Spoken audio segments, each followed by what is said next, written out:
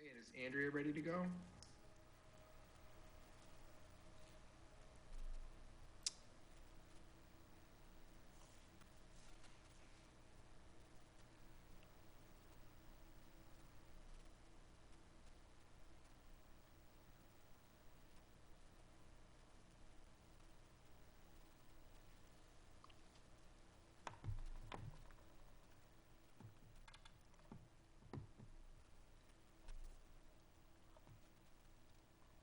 Andrea, are you ready?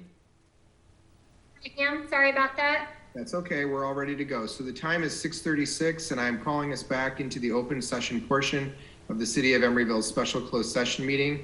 And at this time, I would like the city attorney to report out of closed session, please.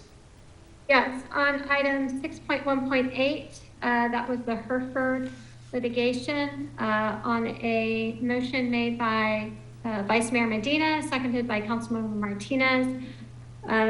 The council voted to authorize the city attorney to defend the lawsuit. The vote was 5-0. With respect to all other items, with the exception of the city attorney employment and appointment, direction was provided and there's no reportable action. With respect to the city attorney appointment, I would defer to the mayor, but I anticipate there's no reportable action. And on item 9.1.1, with respect to the city attorney appointment, there is no reportable action. Okay, the time is 6:37, and I'm closing the closed session meeting. It is adjourned. Members of the public, we have this evening 4 more meetings. We have a study session followed by a couple short meetings, and then we will have the regular city council meeting. And Sherry, do you need me to reread the script for this item, and how many times?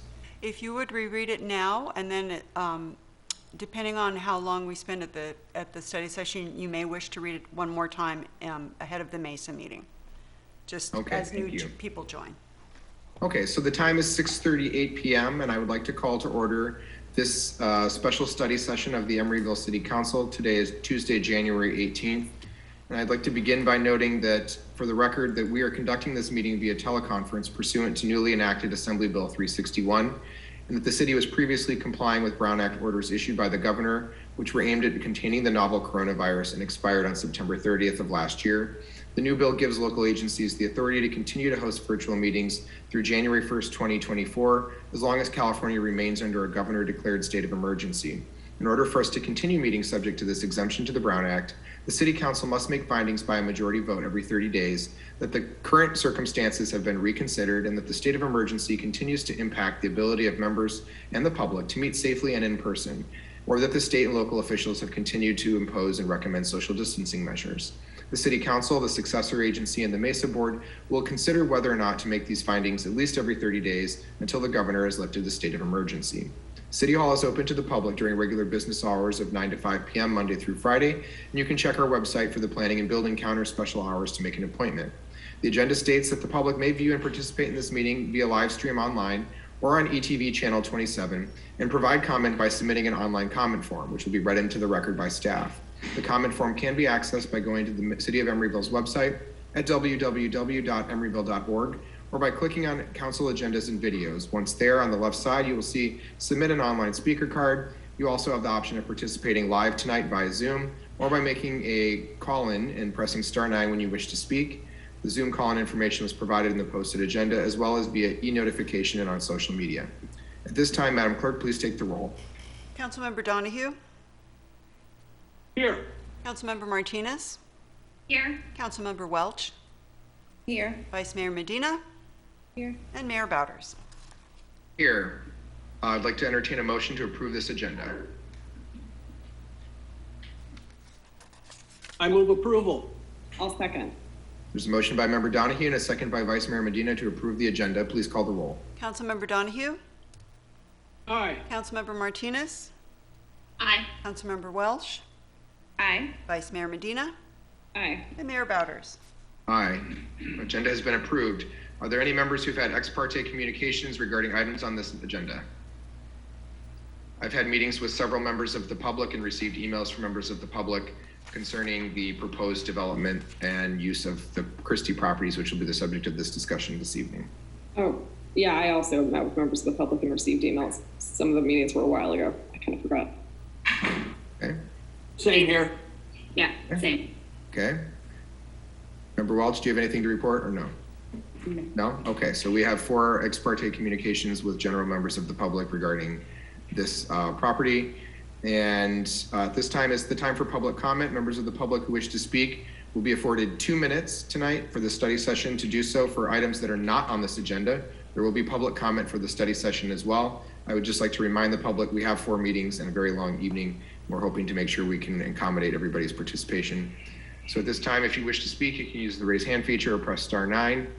And I will look to see, I see no hands raised. And Madam Clerk, this is for items not on the agenda. So I will call on Stephen Keller for an item not, no, okay. So Madam Clerk, did we receive any written comments? No, we've not. Okay, thank you. And we will move now to the actual study session. Our study session tonight is known as the Christie Avenue Sites. And I will turn it over to Charlie Bryant and Chad Smalley. Thank you, Mr. Mayor, members of the City Council. This is Chad Smalley, the Economic Development Housing Manager with the city. We'll give Sherry a moment to load my PowerPoint deck, and we'll start. So this study session, as you mentioned, for the Christie Avenue sites. Next slide, please. The Christie, so what I'm going to do some brief background sort of overview of the sites. We're going to talk about what was discussed in prior study sessions that were held quite some time ago about these properties. And we'll go over the general plan and zoning, the Affordable Housing Bond Administration Plan, and environmental, legal, financial considerations that need to be thought about as we move forward with development of these properties. And then we'll land on a series of discussion topics for the City Council to discuss, touch on the next steps. So next slide, please. So by way of background, the Christie sites are the properties known as 5890, 5900, and 6150 Christie Avenue. And together, these 3 parcels comprise about 2 acres. And they were acquired at various times in the past by the former Emeryville Redevelopment Agency using low-mod income housing funds. That's important because of dissolution and subsequent legislation, Health and Safety Code section that's indicated there on the slide requires that for real property assets purchased with redevelopment housing funds that they initiate development within a set time frame that corresponds to when the properties were designated as housing assets. And for us, for these properties, that date is September 1st of 2022. Next slide, please. So this is the area we're talking about. On the at the top, indicated in yellow, is Christie Park, just to help orient folks. 6150, 5900, and 5890 as you head south. This is a set of parcels that is basically behind the public market or west of the public market. And Christie Avenue is in the front on Christie Avenue, which is the street to the west. There's an easement that is named 59th Street, but actually is actually an easement that is to the benefit of the public market parcels, and it bisects the property. Next slide, please. So I mentioned prior study sessions that back in December of both the Planning Commission and the City Council have held study sessions about these in the past. In the Planning Commission's case, it was December 2014. And what we heard from the Planning Commission at that time is that there was interest in expanding Christie Park to the south, but not for the entire site. There was comments that this was a really good and valuable housing site that would be particularly great to see ownership housing developed here. There was an interest in integrating affordable with market rate housing on the site, to include townhomes with porches as one of the housing types. And there was interest in relocation of the easement to align with the rear entrance of the Marketplace Food Hall, which would require moving that easement to the north. Regarding non-residential sites, there was a focus on destination type commercial uses in lieu of small scale retail, which was viewed as potentially not viable at that time for this site. There was an interest in developing partnerships for non-residential uses. A gallery was something that was mentioned. And there were comments around developing a green street and not a zero lot line configuration for this development. Next slide, please.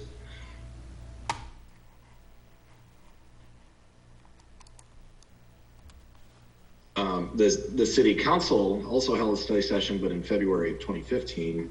And we heard some of the same things. Expansion of the park was of interest, Christie Avenue Park. That integration of affordable housing with market rate and ownership housing was of interest. And non-residential uses that were mentioned during that study session included hotel, conference, and entertainment type uses. Again, sort of the destination type theme in lieu of small scale retail. Next slide, please. So the general plan designation for this site is mixed use residential. It's in an area of change according to the general plan, and general plan policy LUP 24 specifically calls out this area, saying that the marketplace and adjacent parcels, which the Christie site is one, shall be encouraged to redevelop with a mix of uses and iconic mid to high rise development. The housing element of the general plan designates this as a vacant and underutilized site, which means it can contribute to meeting the housing, the city's regional housing needs allocation requirements.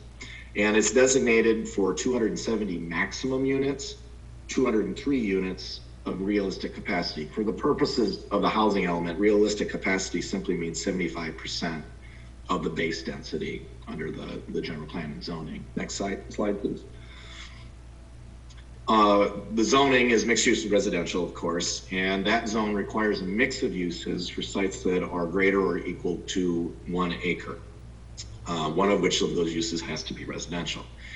The pedestrian priority overlay applies to this property, as well as the transit hub overlay. For pedestrian priority, that means active uses and meeting the design guidelines that are set forth in the planning regulations. And for transit hub, that means that parking maximums are half of what they are elsewhere in the city. This is designated as sort of the core area of the city, which means it has the highest development intensities allowed in the city. 85 units to the acre in terms of residential density is allowed under the base, and that can be pushed up to 170 units to an acre with bonus, meaning providing community benefits. And similarly, 3.0 floor area ratio is the base maximum, with 6.0 allowed with bonus. And a 75-foot height limit applies to this property with over 100 feet with bonus. Next slide, please. The Measure C Affordable Housing Bond Administration and Expenditure Plan touches on this property, and it's important to note that it's a central part of the bond's rental production program. The expenditure plan programs funds to various programs and projects, and for this project, it is programmed $250,000 from the Affordable Housing Fund. That's funds that are on hand today in the Affordable Housing Fund, and $23,410,000 in bond proceeds to support development of this site. The plan also includes performance measures to help gauge progress in implementing the bond plan. And those performance measures call out 158 affordable units to be developed at this site, 66 of which would be very low income, 42 low income, and 50 at the moderate income level. It also includes 8 special needs affordable housing units would be developed here, which can be within any of the above affordability levels. It's important to know that while it calls out 158 affordable units in the performance measures, the performance measures in the bond plan aren't necessarily determinative. They're really meant as a guideline, as I mentioned, to gauge progress in implementing the purpose of the bond. Next slide, please. There's various intersecting and in some cases complicated environmental, legal, and financial issues that relate to this property. One is we suspect that there's potential environmental contamination due to the prior uses that were at this site.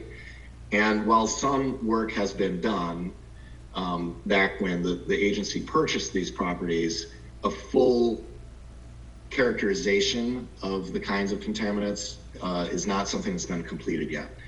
And that study is needed in order to understand the potential cost of cleanup and remediation of the site, because that has a bearing on what's financially feasible. Another issue that I mentioned earlier is this was a former redevelopment agency housing site, and it has that deadline that I mentioned of September of this year to initiate development activities.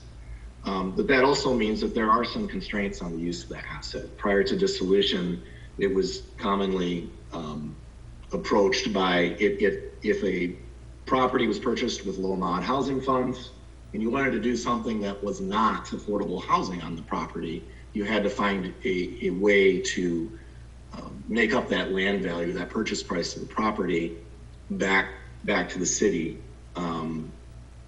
because it's not an affordable housing use that was used for a portion of that site. That's something that we need to explore further.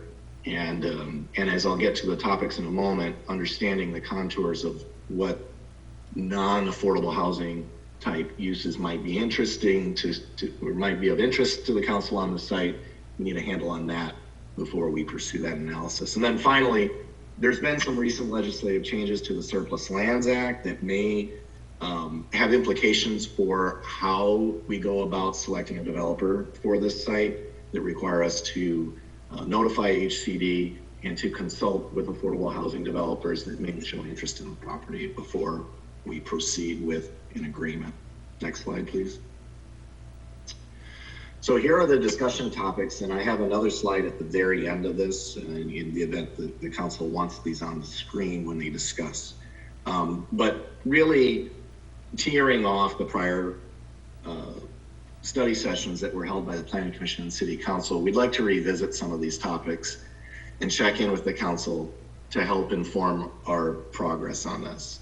One is the type of housing. We know we have to do affordable housing because it's an affordable housing asset, but is there still remaining an interest in mixed income housing? And by that, I mean market rate plus affordable housing, or not.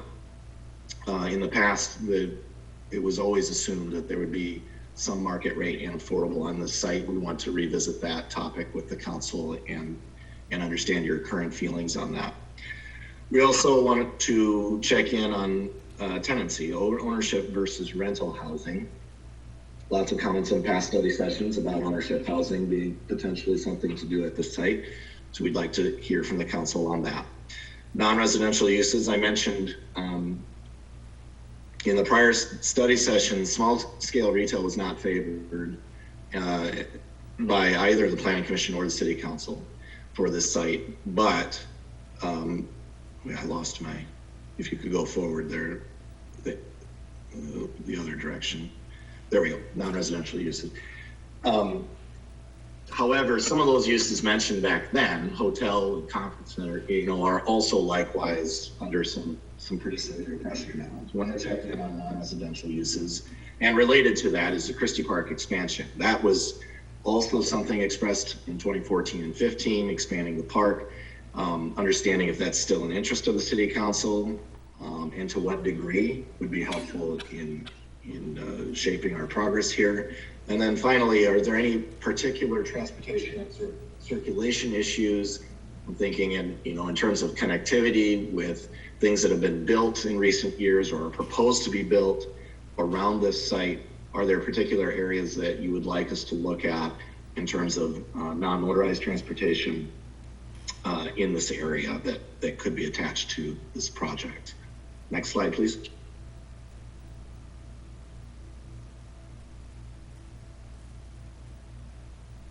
Oh, okay, so next step. So we're checking, we'd like to hear the council's priorities for the site and what the current thinking is.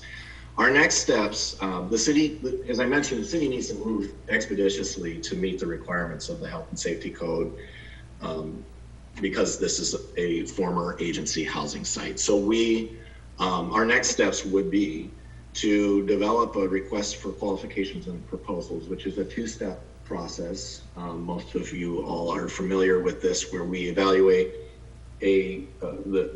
we put the opportunity out to the development community, and we select first on the basis of who we want our partner to be. What are their financial qualifications, experience, and what is the wherewithal to complete the project? And then we invite those qualified developers to submit proposals, which we then work through and refine and select a developer on that basis.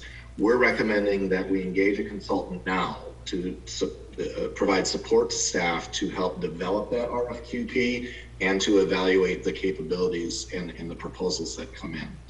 We also need to, as I mentioned, complete an environmental characterization of the site on a parallel track to better get a handle on at least a preliminary estimate of remediation costs. So you'll have on your regular meeting agenda later this evening, there are a couple of contracts related to that, one with the consultant to support the development of the RFQP, and one with an environmental consultant to work on the characterization of the site. Next slide, please. So that concludes my presentation. Happy to answer any questions. These are the discussion topics. And of course, at the end there, we have an open-ended one for anything else beyond the 5 topics that I mentioned. So I'm happy to answer any questions you may have. And I'm anxious to hear what the City Council's thoughts and priorities are for the site. I'm actually very excited about this opportunity. This is possibly the most significant development site that the city has left to develop. So I'm very excited about this. I know it doesn't come through necessarily in my, you're muted there, Mr. Mute. I was on mute. I said, well, that makes 2 of us and probably a lot more of us once we get through this, because I have been anxiously waiting to have this conversation for quite a while. And I know some of my colleagues are too. And there's just so much opportunity here. So this is an opportunity just for questions. If you have a clarifying question about what Chad has presented, I have written down the 6 categories of things that we will discuss. Okay, so if you want to keep notes, it's going to be mixed income versus 100% affordable. I have ownership versus rental discussion. I have the non-residential use opportunities. I have transportation and circulation issues or ideas, Christie Park expansion, and then other ideas that council members have. Member Martinez. So I just wanted to ask Chad, thank you, Mr. Mayor. When we're talking about 100% affordable versus mixed units, you know, my gut would tell me that if there is a large cost to the cleanup that comes down the road, that having market rate, some market rate development here would help defray those costs. Am I wrong, or is that a bad assumption? I can't quite answer that. I mean, it certainly doesn't hurt. However, there's a lot of funding sources available for building affordable housing, right? So, and in fact, there are funding sources available for cleaning up sites that you're going to build affordable housing on. So I don't know that it provides a huge upside, because market rate development, there isn't any subsidy per se for that. So if market rate housing were extraordinarily profitable, then yes, the answer would be yes. I am not convinced that in the current economic environment and with the types of buildings types that we expect to be built in our environment. Chad, can you stay by your microphone, Chad? You're kind of going in and out. Oh, I'm sorry about that. I was to wrap that up. I was saying in the current market environment, I suspect that market rate housing is not extraordinarily profitable, and so probably doesn't provide that much upside. Good, thank you. I appreciate that. Others with questions, clarifying questions before we hear from the public and then we discuss? Member Welch?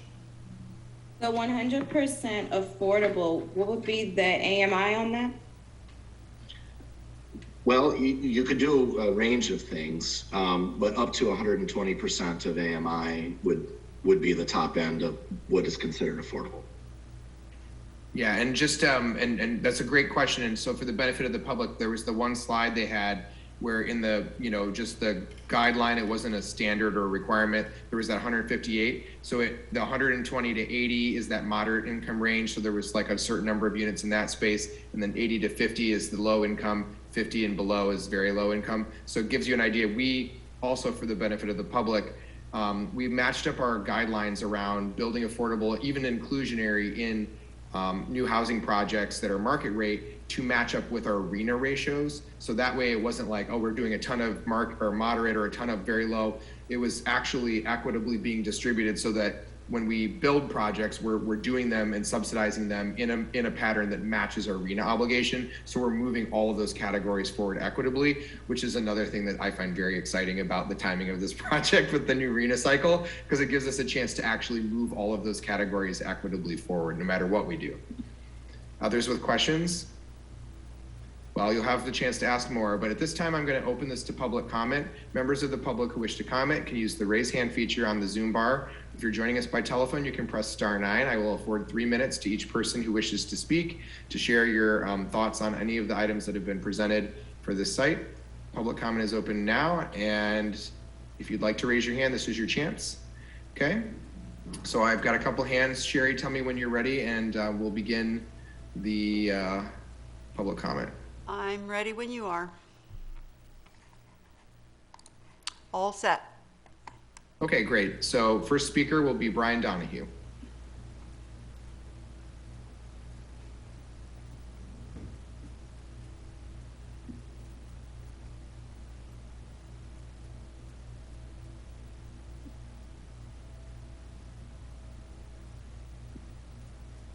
Hello?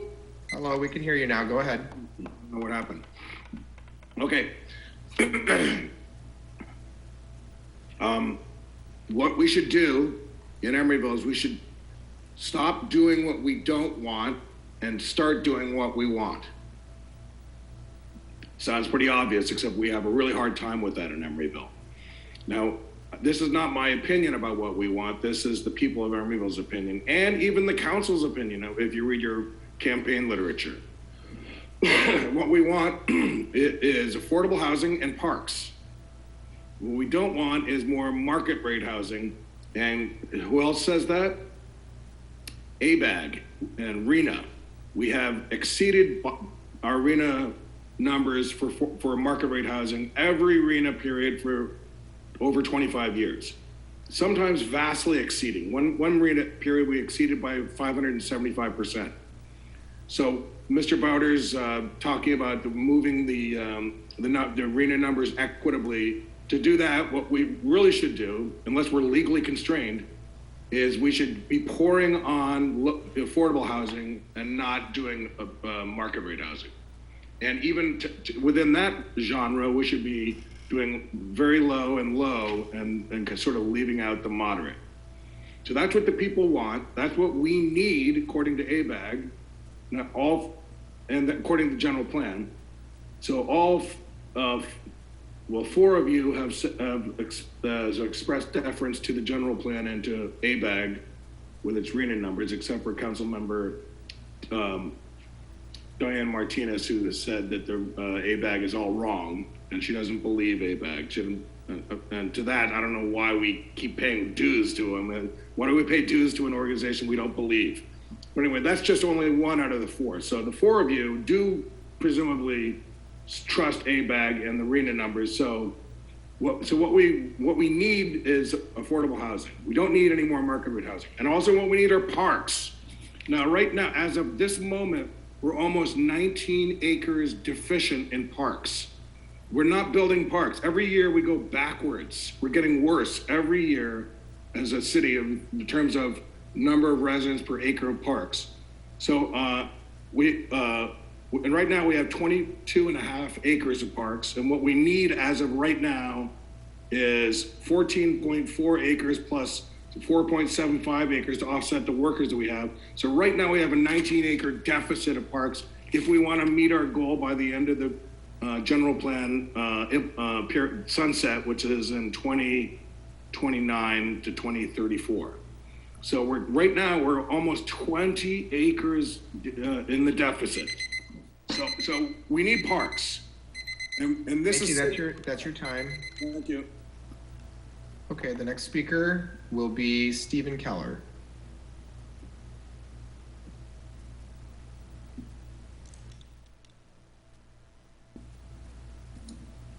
Good evening, can you hear me? Yes, go ahead, Stephen. Thank you. Good evening, Mayor and council members. Thank you for this time. I'll make this as succinct as possible. So what I'd like to do is ask that the city be creative in seeking unusual solutions, maybe not always going down the path that we have taken. The one thing I'd like to stress is that we try not to design in silos as we have in the past, dividing parcel by parcel, but look how these parcels connect to existing parcels and other possible developments such as 5850 Showmound and the marketplace, and where we can tie in other places like the existing public works yard that is contaminated. I've given you all a brief outline of ideas that I've had showing how we can create parks, housing, and a new public courtyard on Christie Avenue. You could do this by making the parcels affordable, by selling at below market rate, but allowing the developer to do the cleanup on these sites, and to make conditions of selling these properties below market rate at getting the housing we want, whether that's affordable or whether that's owner occupied or whatever it is. By selling these at below market rate, we can put contingencies on this that will get us what we want. And it also allows us to develop the current contaminated public works site into possible lab buildings or life sciences and let the developer clean up the site for us.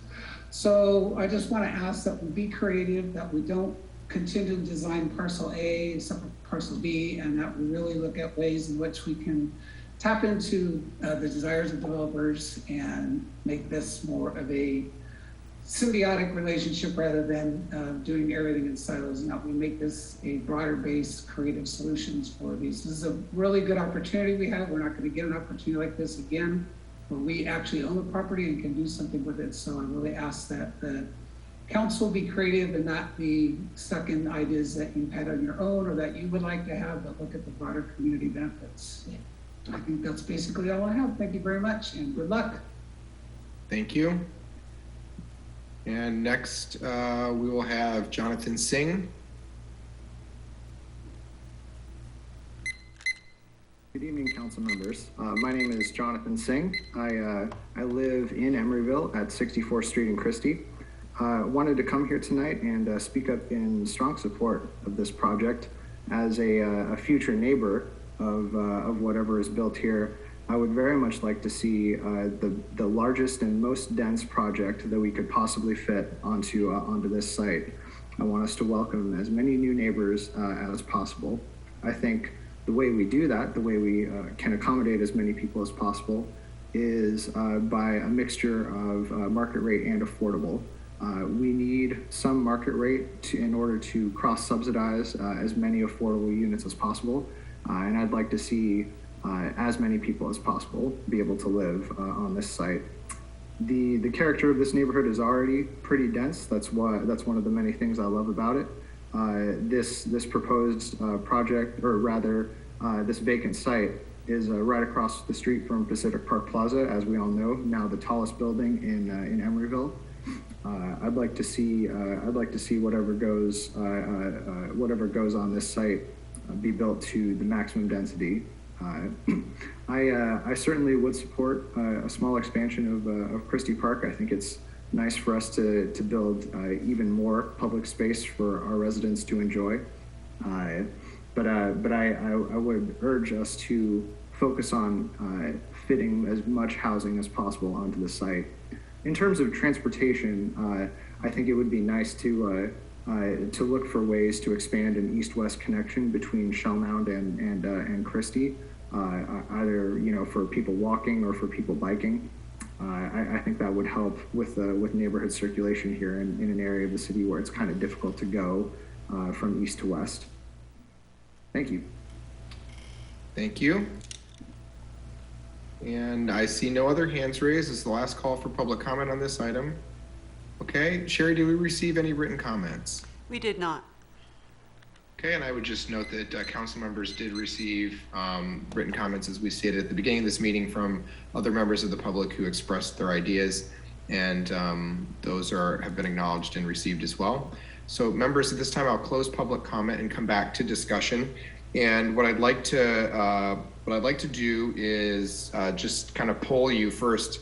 Would you like to take these items the staff are looking for? We're not building a project today, right? We're giving kind of broad stroke guidelines as to conceptually what type of project would we be looking to do, because as staff has mentioned, they're going to be looking to find a consultant who will help us kind of shape an RFP and a queue and get RFP queue and talk to the planning commission and get additional input from other stakeholders in our process about what we'd like to put out to the public when it comes to developing on this site. So if it's okay with folks, I'll just take these in kind of batches. So I think that the first two that I'd like to take together are the mixed income versus 100% affordable income discussion, along with the ownership versus rental discussion. So we'll take the housing context first, and I'll just ask if there's anybody who would like to share their thoughts on that first. You can just raise your hand and we'll round robin these items and develop a consensus. Member Donahue, you're invited to go first. I think it'd be great if it was 100% affordable, especially if we could craft something that would allow this affordable housing to be maintaining its status. But when members of our future community have their incomes go up, they just aren't being pressured out, that their unit becomes more expensive, but they remain and live with us, but another unit goes down. So we have people who are moving up and new people that are coming in and keeping it 100% affordable, but having a new way that somehow we would administrate that. And so it would be encouraging long-time living in our community. Did you have an opinion on ownership versus rental? Ownership would be fabulous, but if it's true that the economic costs of us building ownership housing are not viable, I'm of the opinion we should build what is viable and affordable housing. Thank you. Member Martinez. Thank you, Mr. Mayor. I wanted to acknowledge something I heard from one of our public speakers, which is the thought to maximize the amount of affordable housing.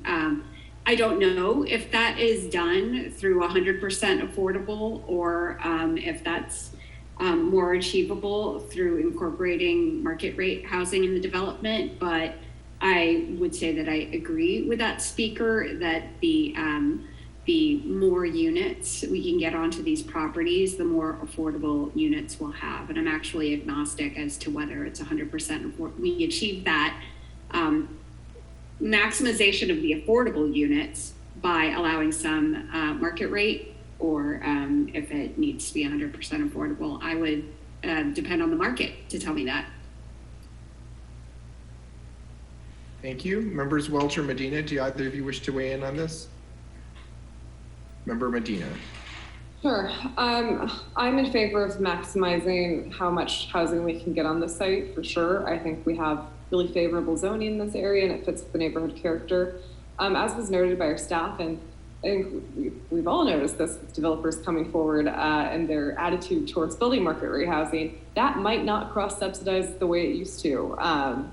So I'm open to market rate housing, but I'm not sure it's necessary, or I'm not sure that's the answer for maximizing our space here. Again, I'm not sure that the economics of ownership work out, so I'm cool with doing rental.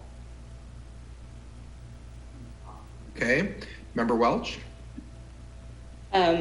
Just echoing what everyone else said about maximizing the amount of units, and I'm for rental.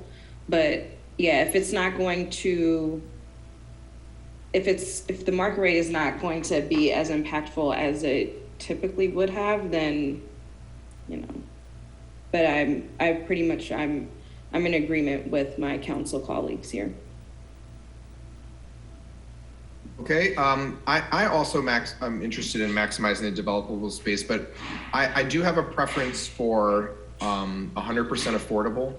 And I do think that there are a number. We heard Diane asked an excellent question during the Q&A, and we heard Chad speak, and I really agree with him that the current atmosphere in California around providing additional affordable housing has lent itself to a lot of different types of funds being made available. And the governor has proposed $750 million of funding for additional types of affordable housing programs. And I think he's going to receive pressure from the legislature to increase that further because there's just such a shortage that needs to be addressed.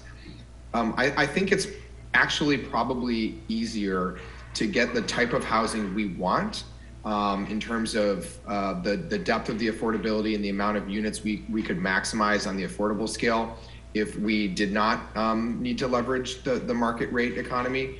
I'm not opposed to it if it comes back as economically more feasible. So to the points my other colleagues made, I think what you're hearing everyone say here is that we simply want to make housing as accessible as possible. I think that's a uniform consensus. I personally would like us to go out looking for 100% affordable. I think it leverages our bond really well. There's $23 million in bond assets here.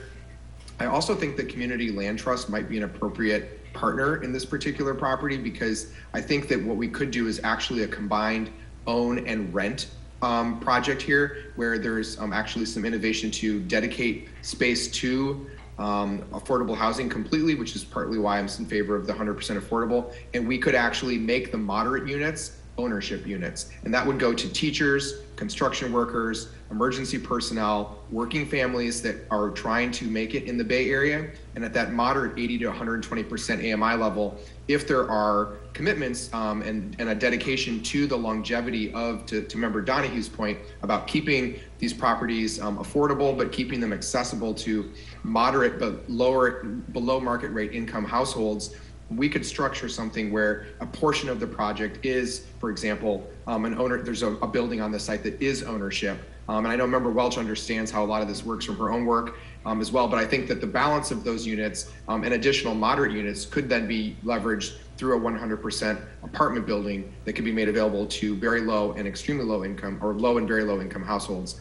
I would note that this neighborhood, of all the neighborhoods in the city, has a deficit when it comes to affordability. And so on an equitability issue, I believe we need to maximize the affordability component of this particular site because we've been putting it in the Triangle, we've been putting it on San Pablo, we have it naturally occurring in places like Watergate and the North Doyle Hollis neighborhood. And we've been putting it into new projects, which are kind of in the center of the city. But as was mentioned, we haven't had a chance to do this. And the public market agreement, which preceded most of us, I believe, or all of us, didn't get as many units as it could have in the time that it did, in my opinion, for how many units it's produced. And so I think that there's just a real opportunity here to do that right.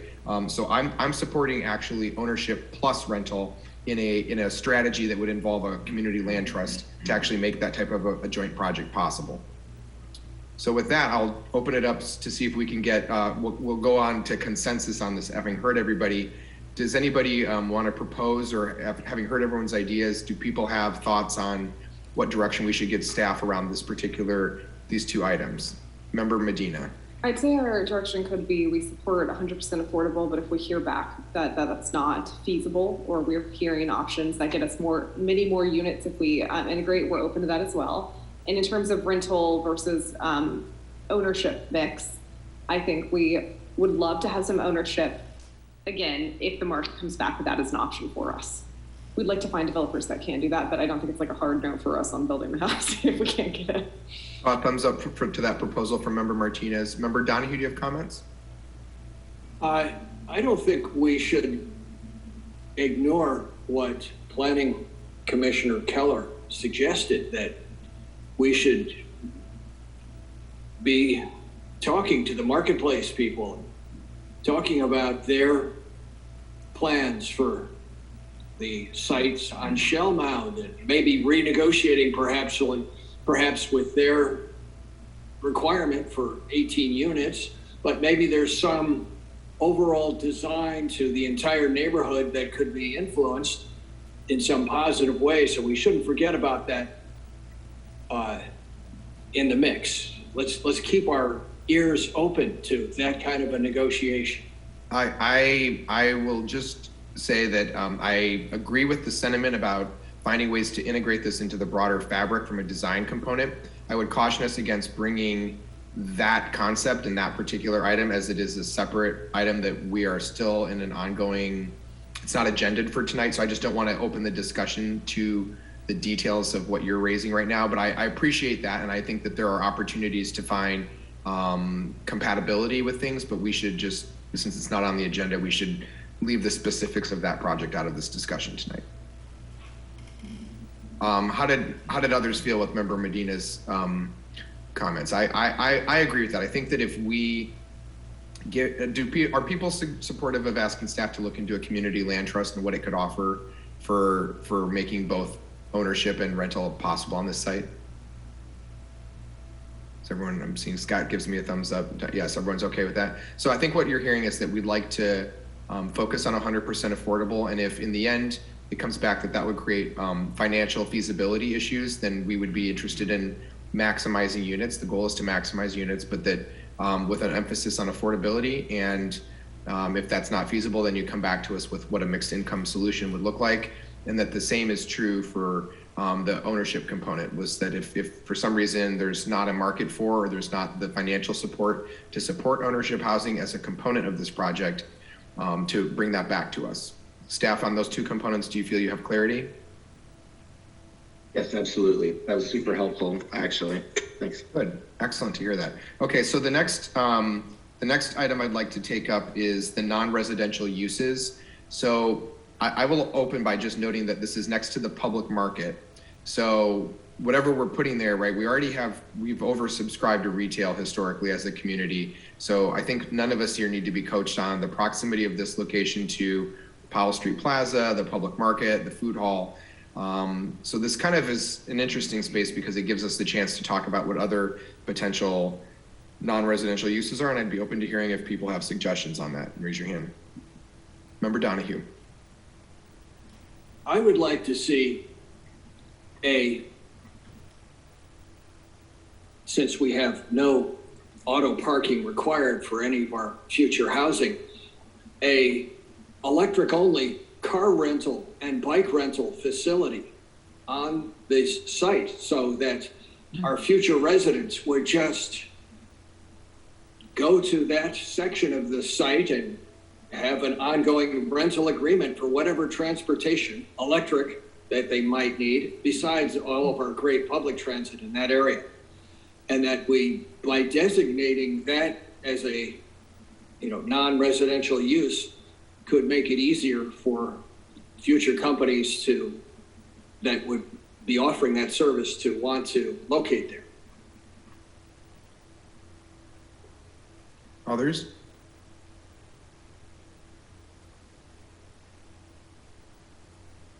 I think we should have more gambling and weed. We need to stick with what makes us money. Scott loved that one, apparently. You didn't think of that one, Scott, but you liked it. Allie, you're such a traditionalist from Emeryville historic perspective. Oh, okay. I'm going to keep us on track because we have other items to do tonight. Others who have, so Allie is going with sin, Scott is going with transportation. What do you two have in store for us? Diane's not sure.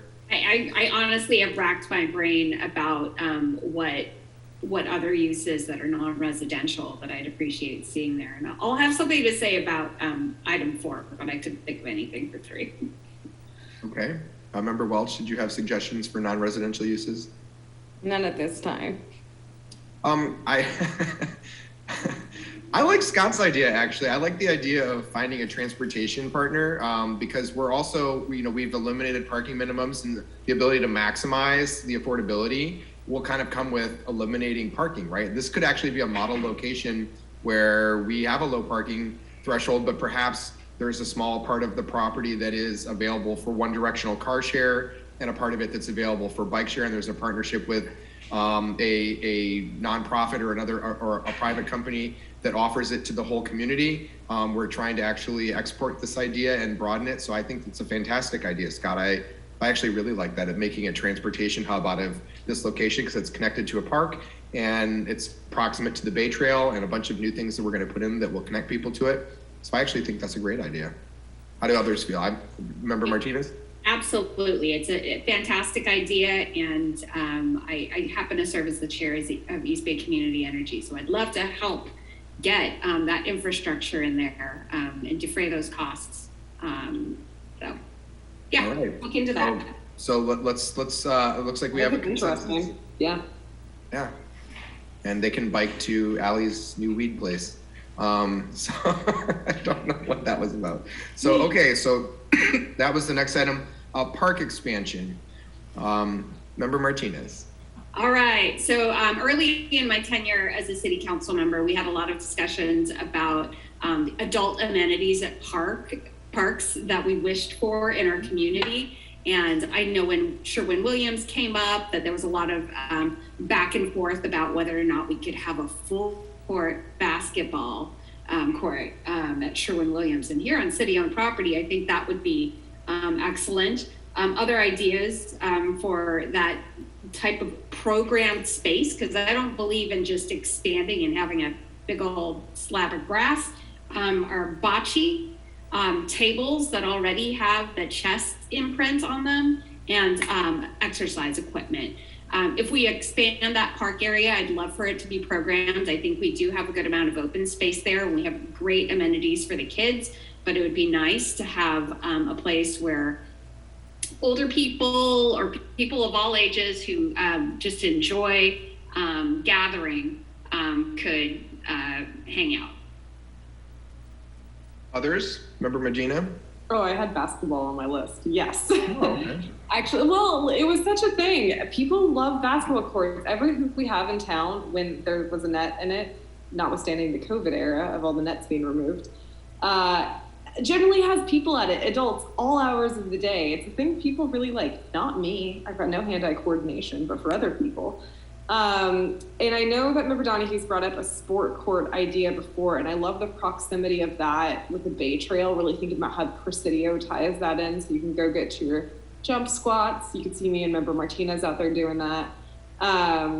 Everyone's welcome. We're just the two who do it regularly. I think, yeah, the program space is a great idea. I've got other concepts for the transportation, but yes, hard yes on program space for adults, because there's so many adults that live there. Okay. Others? Member Donahue or Welch, do you have a comment? Agree. Agree? Scott? I just want to say that in New York City, where I have a lot of my family living, every basketball court has got programmed league play of every age group. And it's just amazing the commitment to excellence that goes on with these kinds of full basketball courts. And so, I just think that we could really end up in this kind of a place, which is very urban, having, an urban commitment to excellence in sports, if we had a full-size basketball court. And then, of course, I like all the other, programs that have various kinds of outdoor exercise equipment available to those who are, in the neighborhood wanting to basically have the people's gym. Some of these facilities are available so that anybody can stay in great shape. And I've brought some of these kinds of projects forward that are currently existing, like in San Francisco on Marina Green, that get a lot of great use. Well, I'm going to add on by saying I'm going to endorse the adult facilities component that was suggested. I think that's a fantastic idea. I want to put a pin in the idea that Scott has brought up to us a couple times about, the little trail where there's the different exercise, stops. I want to put a pin in that and ask that we not give the guidance on that today, because I actually think there's an amazing opportunity for it somewhere else that is going to be in a future agenda item. So I want to tell you, Scott, I'm thinking about you, but I'm asking that maybe we stick with the adult facility space. The thing I wanted to ask is, are folks okay with the swap that would be required? Because I believe 2 of the 3 parcels have affordable housing, but to essentially continue the park. So next to where the existing whale structure is, we would continue that park like halfway into the next lot. So essentially adding onto that park. And I'm going to save my comments about the front doors and the easements to the next time, because I know Allie's probably with me on that one. So what I heard is support for extending the park, extending it at least halfway into that first lot that we have there, right? And then programming it with, as Diane and Allie said, adult recreational sports. And in particular, I heard a basketball court. And I think that there's also the opportunity to do, I would like to see a outdoor racquetball court alongside it, just so everyone knows. I actually think this is a European thing, but there are people who will go out and play racquetball. And as long as you design it and orient it so that it is the open side of it is facing the public market wall, right? You will actually, like, there's ways you can design something like that where people go outside and play sports. So I'm not going to say we need to have that, but I would just say there's an opportunity to add an adult facility there. I think it's a fantastic idea. Thank you for that. So staff, you got your direction on that one. Next, we'll move to the transportation and circulation issues. Oh, Member Donahue? Scott? Well, I just think that I don't think we should necessarily say the park should be expanded as a part of the current park. I think we could let our developers come back with solutions that we're not thinking about. But we could say that we want some park expansion on the site. I just think it gives designers a lot more options, and they might surprise us with something right in the middle or something like that. Let's leave that open to designers, because I think they could perhaps satisfy they'd be less constrained, but we could still get more park space. I will support that, but I will just flag for you something I know from family experience, which is my dad was someone who went and played basketball one night a week in a league that was at an outdoor court. And we lived in northern Indiana. And the court that they chose was one that had a playground next to it, because then when spouses came, or when a dad or a mom who played had child care issues and had to take care of a child, they wanted them immediately proximate to where they were. So if we are going to program this in an adult manner, I imagine they're not going to want to be on the other side of a building, probably from where their little kids may be playing. It may be easier for them to have those kids within eyesight. So I'm not going to oppose your suggestion, but I will just tell you that a design that doesn't take that into account for me will be a problem for me, because I want to not have it be, to the point about siloing these things, I want it to be integrated with the existing park, so that this is something a family can come do, where mom or dad is playing basketball and the kids are over on the equipment or with the dogs, and they're in a safe space together. So that's what's going on in my mind when I think about that, but I'm open to your idea. Okay. I agree with that. Okay, so transportation circulation, Member Medina. I strongly support the BPAC recommendation of a bike pedestrian pathway between the rear entrance of Public Market and Shell Mound, going through a park situation. Just bike and pedestrian. I think that needs to be aligned. There's no clear way to walk through there right now. I also think that if we're going to expand outdoor space, it does make sense to expand outdoor space behind Public Market, so there's more space for eating outside, which in the past couple of years, we've seen the need for year-round. And I do think that further south, we could look at another Christie and Shell Mound path more south on this. It's just, we need to focus on getting that fine-grained connectivity that this sort of super block space is lacking right now. So those are my first thoughts on it. Otherwise, I think we probably need to think about transit with Christie a little bit more. Okay, others? No hard opinions. I have just one. I have 2 comments. One in response to Member Medina's. I support what the BPAC and Member Medina have said, with the caveat that I don't want so many paths that it actually negates the ability to build dense housing. So it has to be compatible with the housing goal, right? Which it can be, that can be designed, I think, successfully.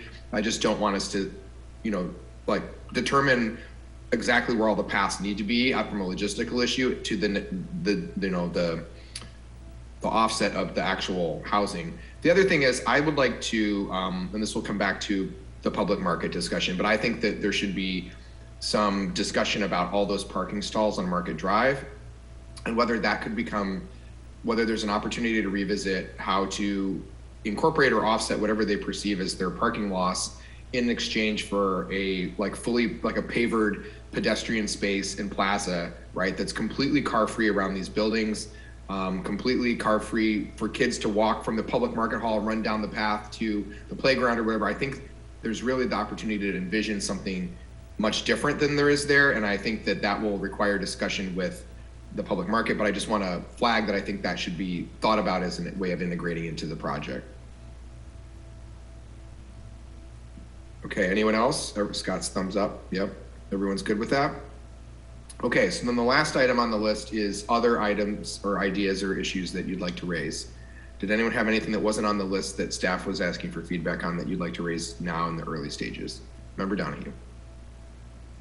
Well, our planet can get some loving attention if we store carbon as opposed to create carbon, meaning we now have cross-laminated timber as a legal way to build to 18 stories in California, and we could store carbon so easily on these projects. All they have to do is be built of wood, and we could offer them some incentives, which we already have specified that we want to offer some points for this purpose, so that we should do that for this project. I will take that a step farther and say we should give that a priority statement, that we'd like something that's carbon sequestering, and that we'd like to move forward with, in line with REACH codes, all electric construction. Yes. Everyone's in agreement with that. So sustainability is number one. This is an opportunity for us to build something vibrant that the public is funding through the bond leverage, that will pull in a ton of other money from other programs. The AHSC money will come in for that. There's a bunch of things that will fund that. So I really think that the possibility of combining these things is going to really leverage a lot of things for the city. Staff, do you feel like you've received direction, or there are follow-up questions or things you'd like to know before we move on? I don't have any follow-up questions. This has been super helpful. So I want to say thank you to the council. This is a lot of good stuff to work with. We're very excited about the possibilities we have, and we have excellent staff to help us with that and see that vision through. So we want to thank you all for preparing this very good presentation. It was very succinct, and I greatly appreciate how you cut to the chase and gave us the questions we needed to have a good discussion. And I want to thank the members of the public and the neighbors who have participated, and your ongoing participation is welcome at all times on this item. And that will move me to adjournment. The time is 7:39, and I'm adjourning the study session. I will give the clerk a moment before I move to the next item. And members of the public, we're going to have two very short meetings that will be a couple minutes in length, hopefully, and then we can get to the city council meeting where all the regular business will be. All right, so at this time at 7:39, I'd like to call to order the management of Emeryville Services Authority. Please note that a quorum of members is still present. All the members are still present, in fact. And I will entertain a motion to approve this agenda. I move approval of this agenda. I'll second. Motion by Member Donahue and a second by Vice Mayor Medina to approve this agenda. Please call the roll. Councilmember Donahue? I didn't hear an answer, sorry. Did we lose Sherry? Nope, I was just muted. Sorry. It happened to you, the best of them. Councilmember Donahue? Aye. Councilmember Martinez? Aye. Councilmember Welch? Aye. Vice Mayor Medina? Aye. And Mayor Bowders. Aye, the agenda has been approved. At this time, are there ex parte communications to report for any of our items tonight? Seeing none, this is the time for public comment for the Mesa board. If you wish to make a comment for the Mesa board, I'm allowing 1 minute to do so. And Mr. Donahue has raised his hand, so can we please promote him to speak? And you have 1 minute.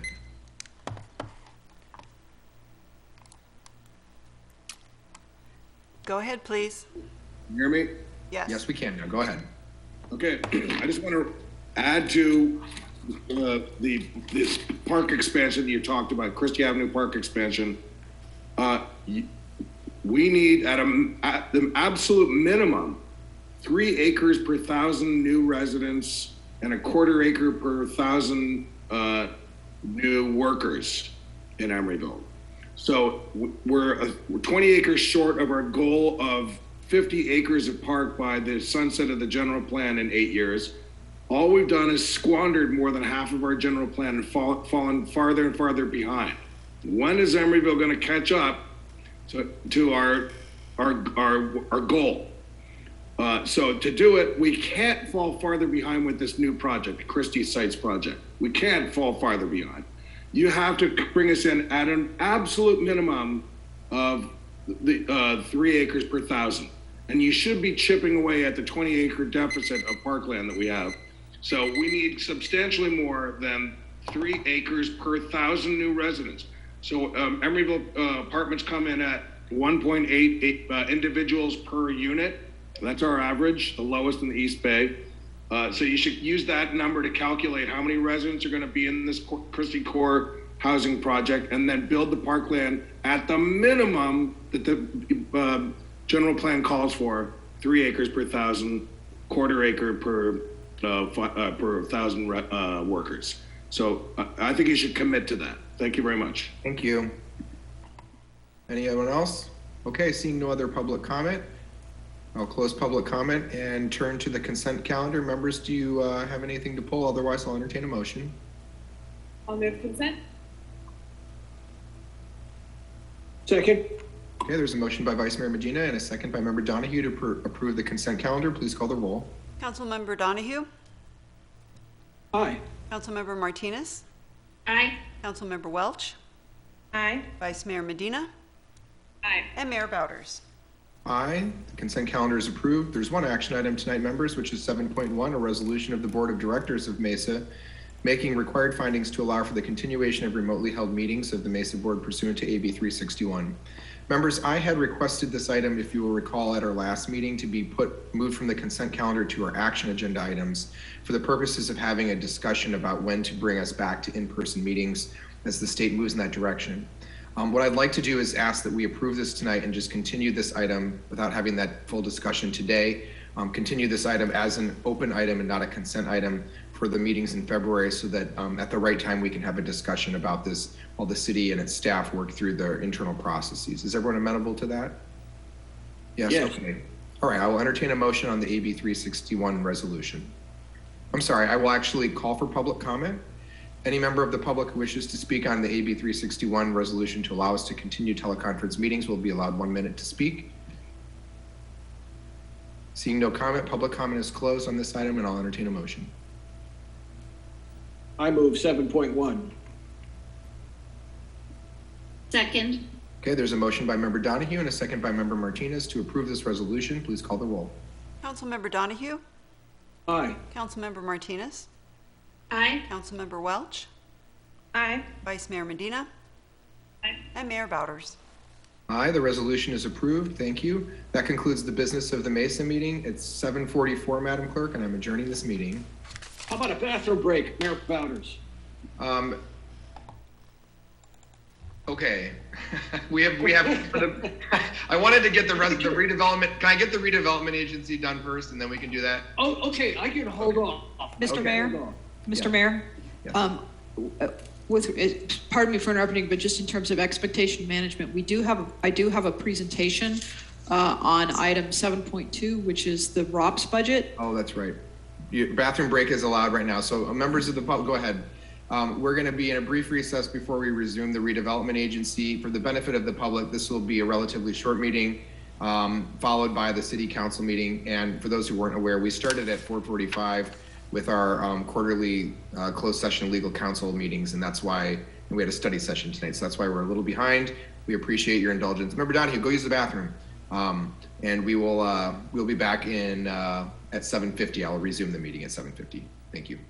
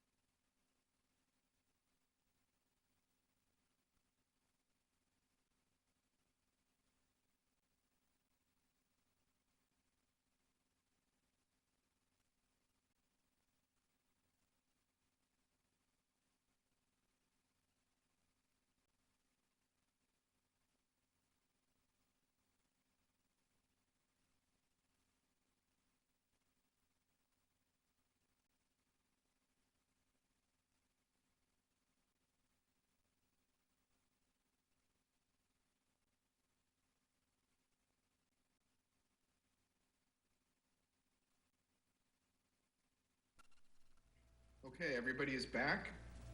Sherry, do we have you there? You do.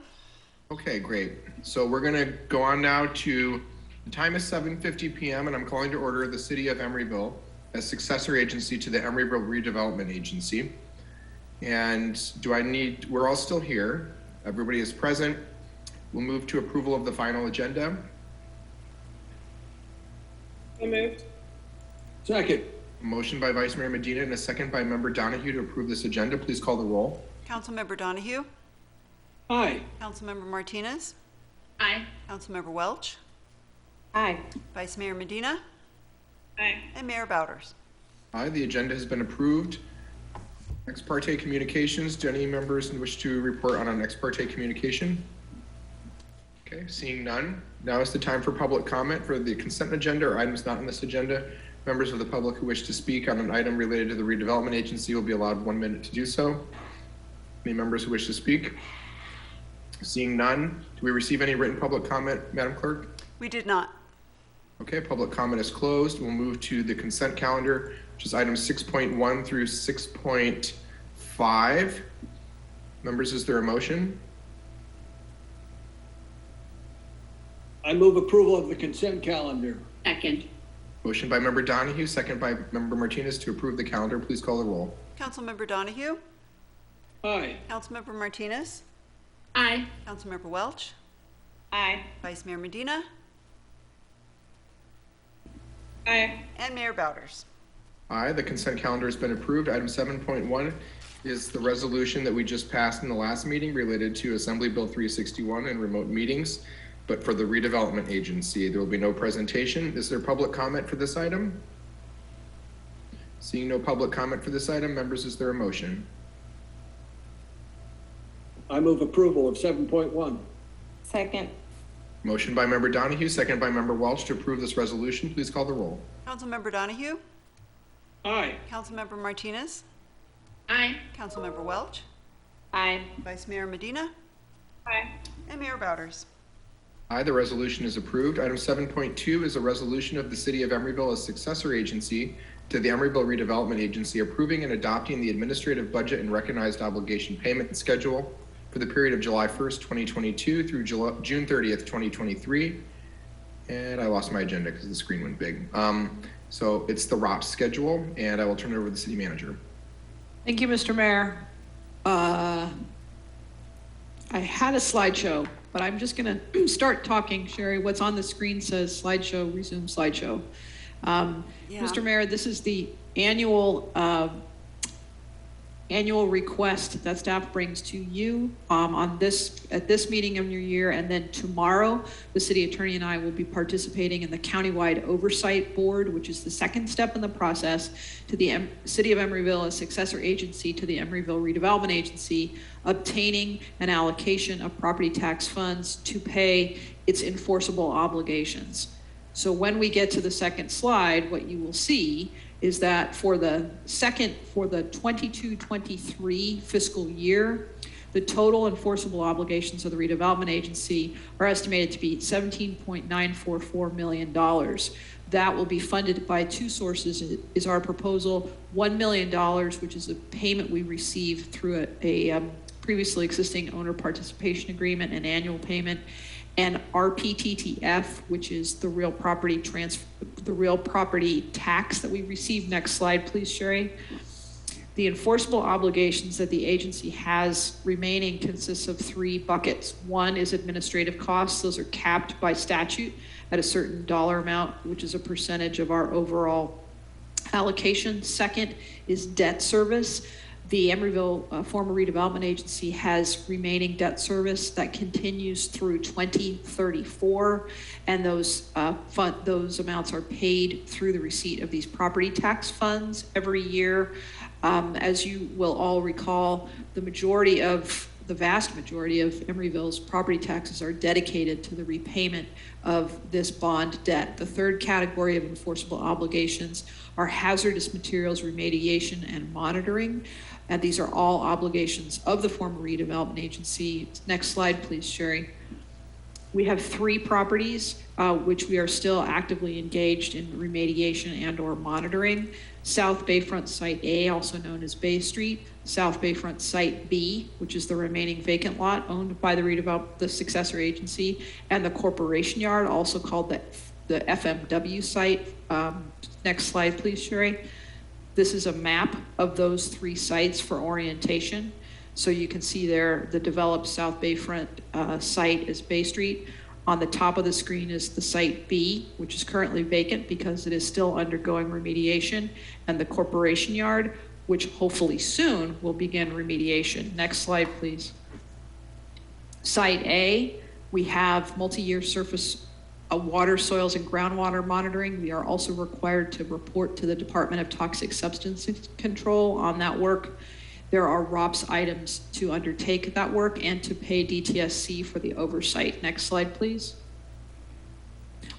The ROPS is the recognized obligation payment schedule, and it's a list of all of the enforceable obligations for which we are requesting money. The numbers you see on this slide correspond with items on that list of on that ROPS list. For EKI, which is our remediation contractor, we're requesting $100,000 for Site A remediation work.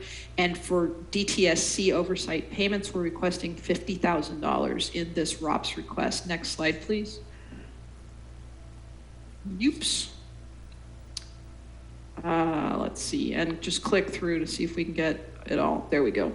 For Site B, again, that vacant site, we also have obligations with respect to groundwater and soils monitoring. We also have a request for funding for regulatory oversight and legal services. On the next slide, please, Shirley. And you can see the amounts for the environmental remediation are higher on this property because of additional work that needs to be done. So $307,000 for the remediation contractor, $50,000 for legal services, and $50,000 to the Department of Toxic Substances Control for oversight. Next slide, please.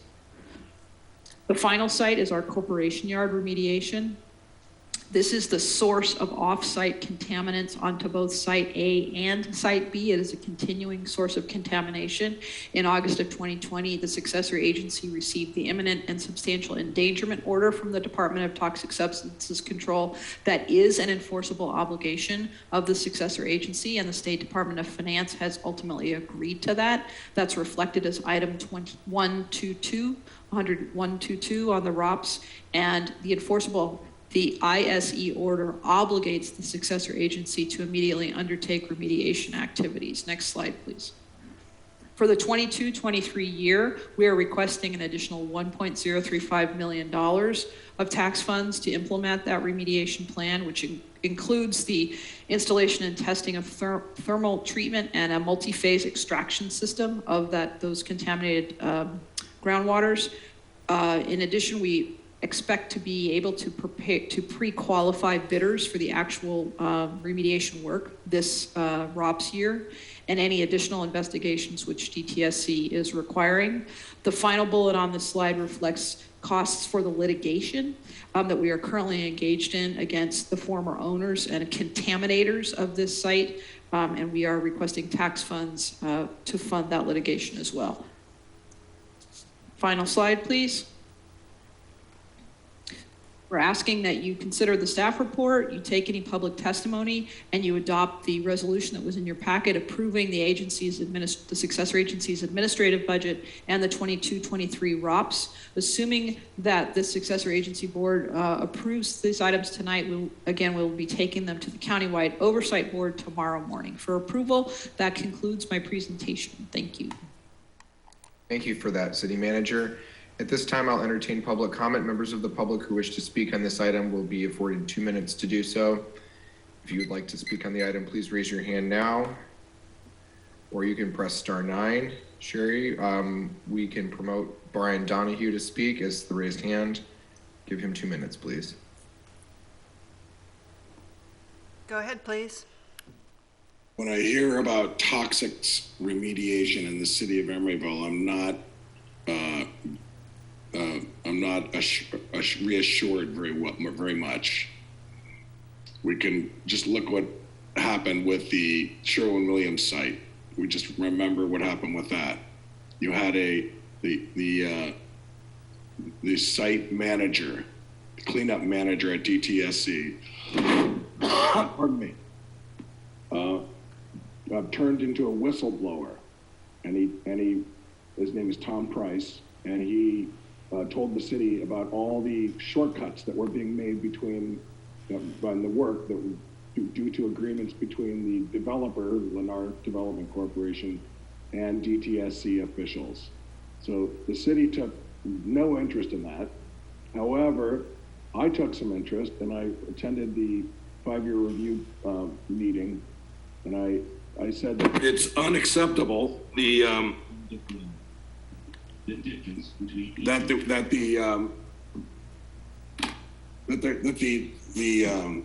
shortcuts were made. And to cut to the chase, because I don't have much time, I've just found out, carefully reading the environmental reporting that goes on that's required by law by DTSC. I just found out that they're going to now, because of me, do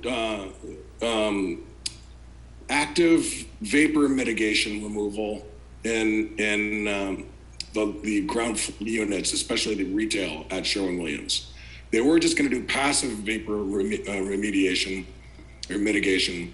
Now they're going to do active because of me, because of the questions I raised and the threats I made to go, to start picketing and to let people know that, warning, if you move in here, you could be putting your health at risk. So no thanks to the city, is my point. The city has just not. Thank you. Okay, public comment. Anyone else wish to speak at public comment? Okay, Sherry, did we receive any written comment cards? No, we did not. Okay, public comment for this item is closed, and I'll turn to discussion. Members, do you wish to discuss anything that's been presented to us in item 7.2? This is for the benefit of the public, an annual process we go through to identify our obligations as the successor agency to the redevelopment agency. If not, I'll entertain a motion. I'll move the resolution. I'll second. There's been a motion made by Member Martinez and a second by Vice Mayor Medina to approve this resolution. Please call the roll. Councilmember Donahue? Aye. Councilmember Martinez? Aye. Councilmember Welch? Aye. Vice Mayor Medina? Aye. And Mayor Bowders. Aye, the resolution is approved. That moves us to agenda item number 8, which is adjournment. So I'm adjourning the redevelopment agency at 8:02 p.m. And that will move us to the main event. The time is 8:02 p.m. and I call to order this meeting of the Emeryville City Council. Today is Tuesday, January 18th, 2022. All members have been present for the prior meetings and remain present for this meeting. This time I'll entertain a motion to approve the agenda. So moved. Second. A motion has been made by Vice Mayor Medina with a second from Member Donahue to approve the agenda. Please call the roll. Councilmember Donahue?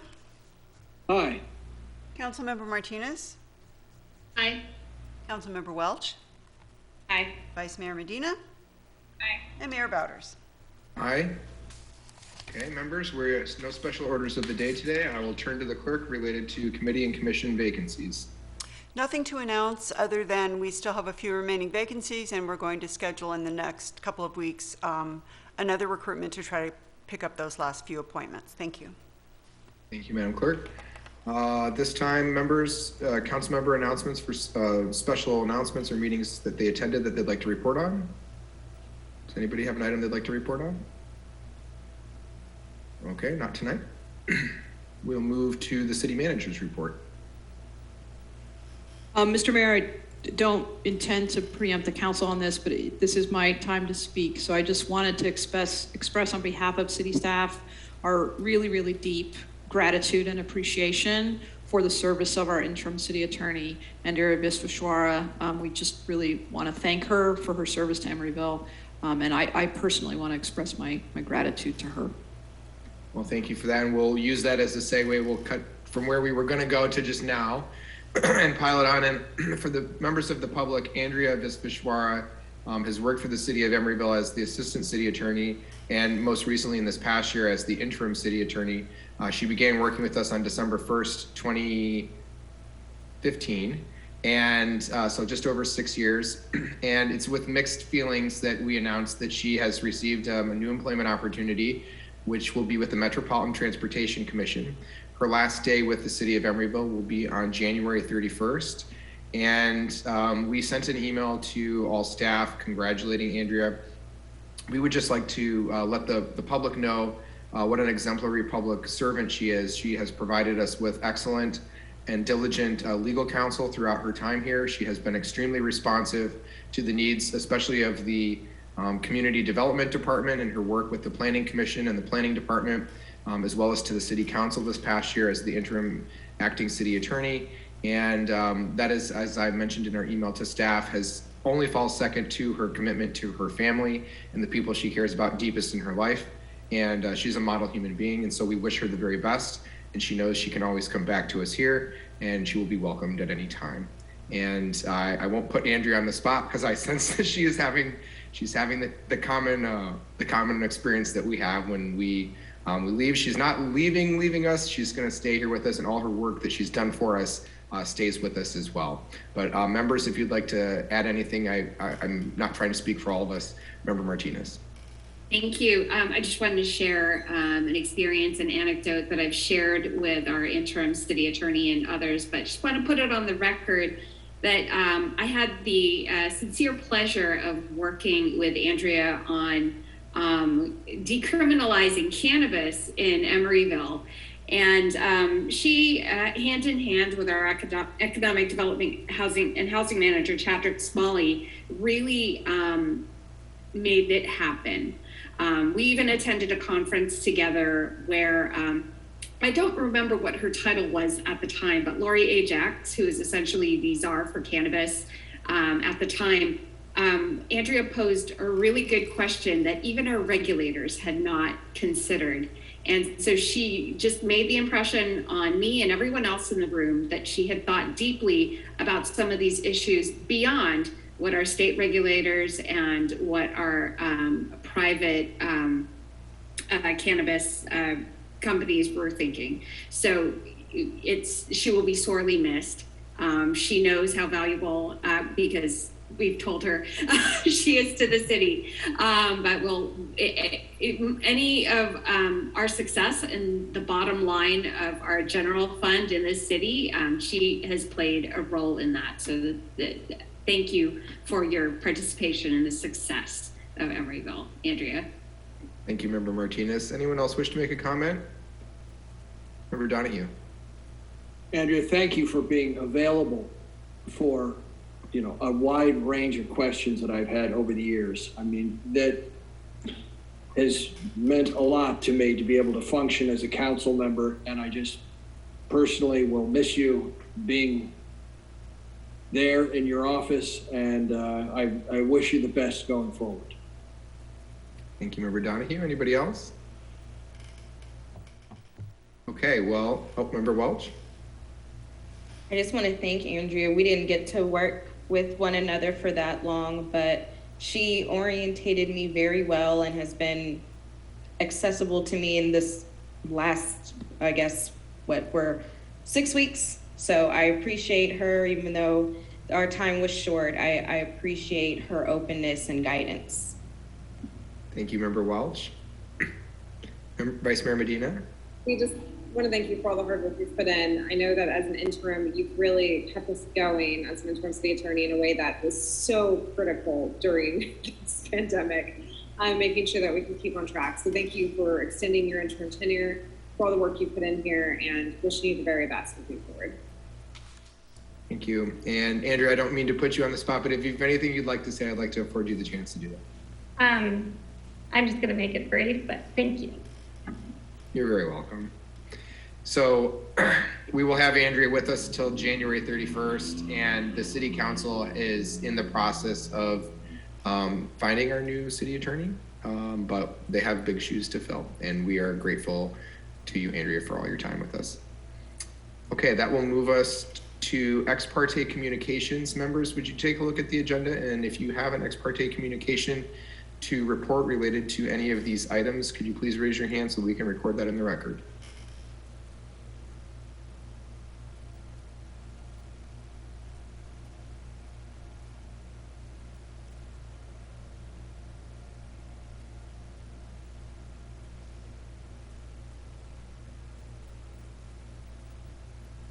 Member Welch. For my standby officers, I communicated with them to ask them to be my standby officers. Okay. Anybody else?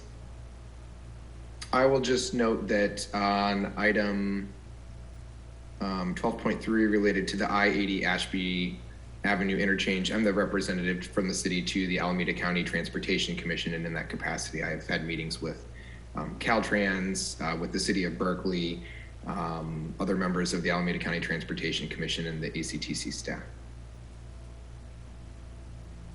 Okay, moving on from ex parte communications, now is the opportunity for members of the public to comment on the consent calendar or items that are not on the agenda this evening. You'll be afforded 3 minutes to do so in this meeting, and I will ask Sherry to start the clock at 3 minutes, and the first person who will be allowed to speak, please, will be Fran Quittal.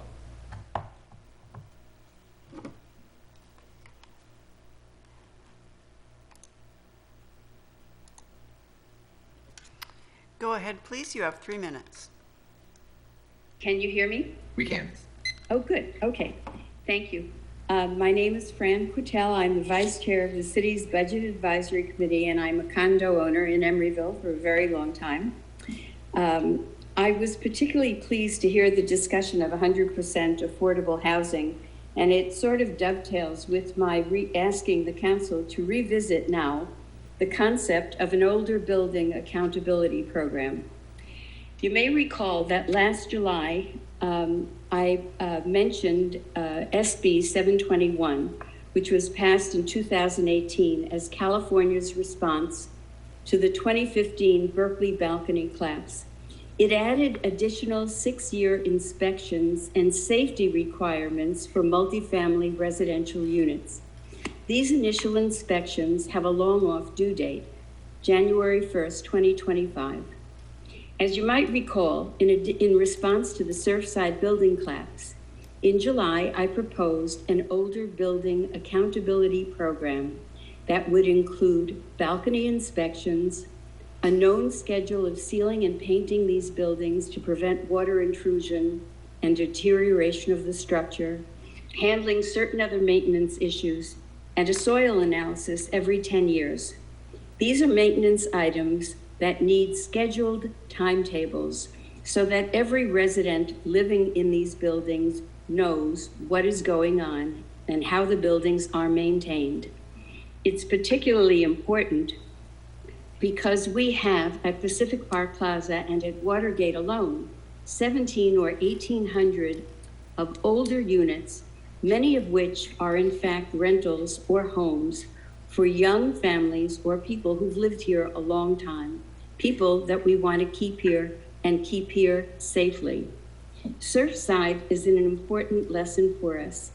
Maintenance issues, pile driving of new construction that may have destabilized a high-rise that may not have been well maintained, analysis of soil stability, and soil deterioration in landfill areas, whether it's from climate change, a tsunami, or the construction of the new eastern end of the Bay Bridge that changed the flow and sediment transport patterns of our bay, sinking sidewalks. We have many issues that are critically important to the 1/4 to 1/3 of Emeryville's total inhabitants, owners and renters, who live in Emeryville's older buildings, buildings that are important to our entire city, buildings that we want to be sure are properly maintained. I would like to see this item, the Older Building Accountability Program, calendared for 2022. Thank you. Thank you. That was a perfectly timed 3-minute comment. Is there anybody else from the public who would like to speak for an item not on this agenda? Madam Clerk, please promote Brian Donahue to speaking.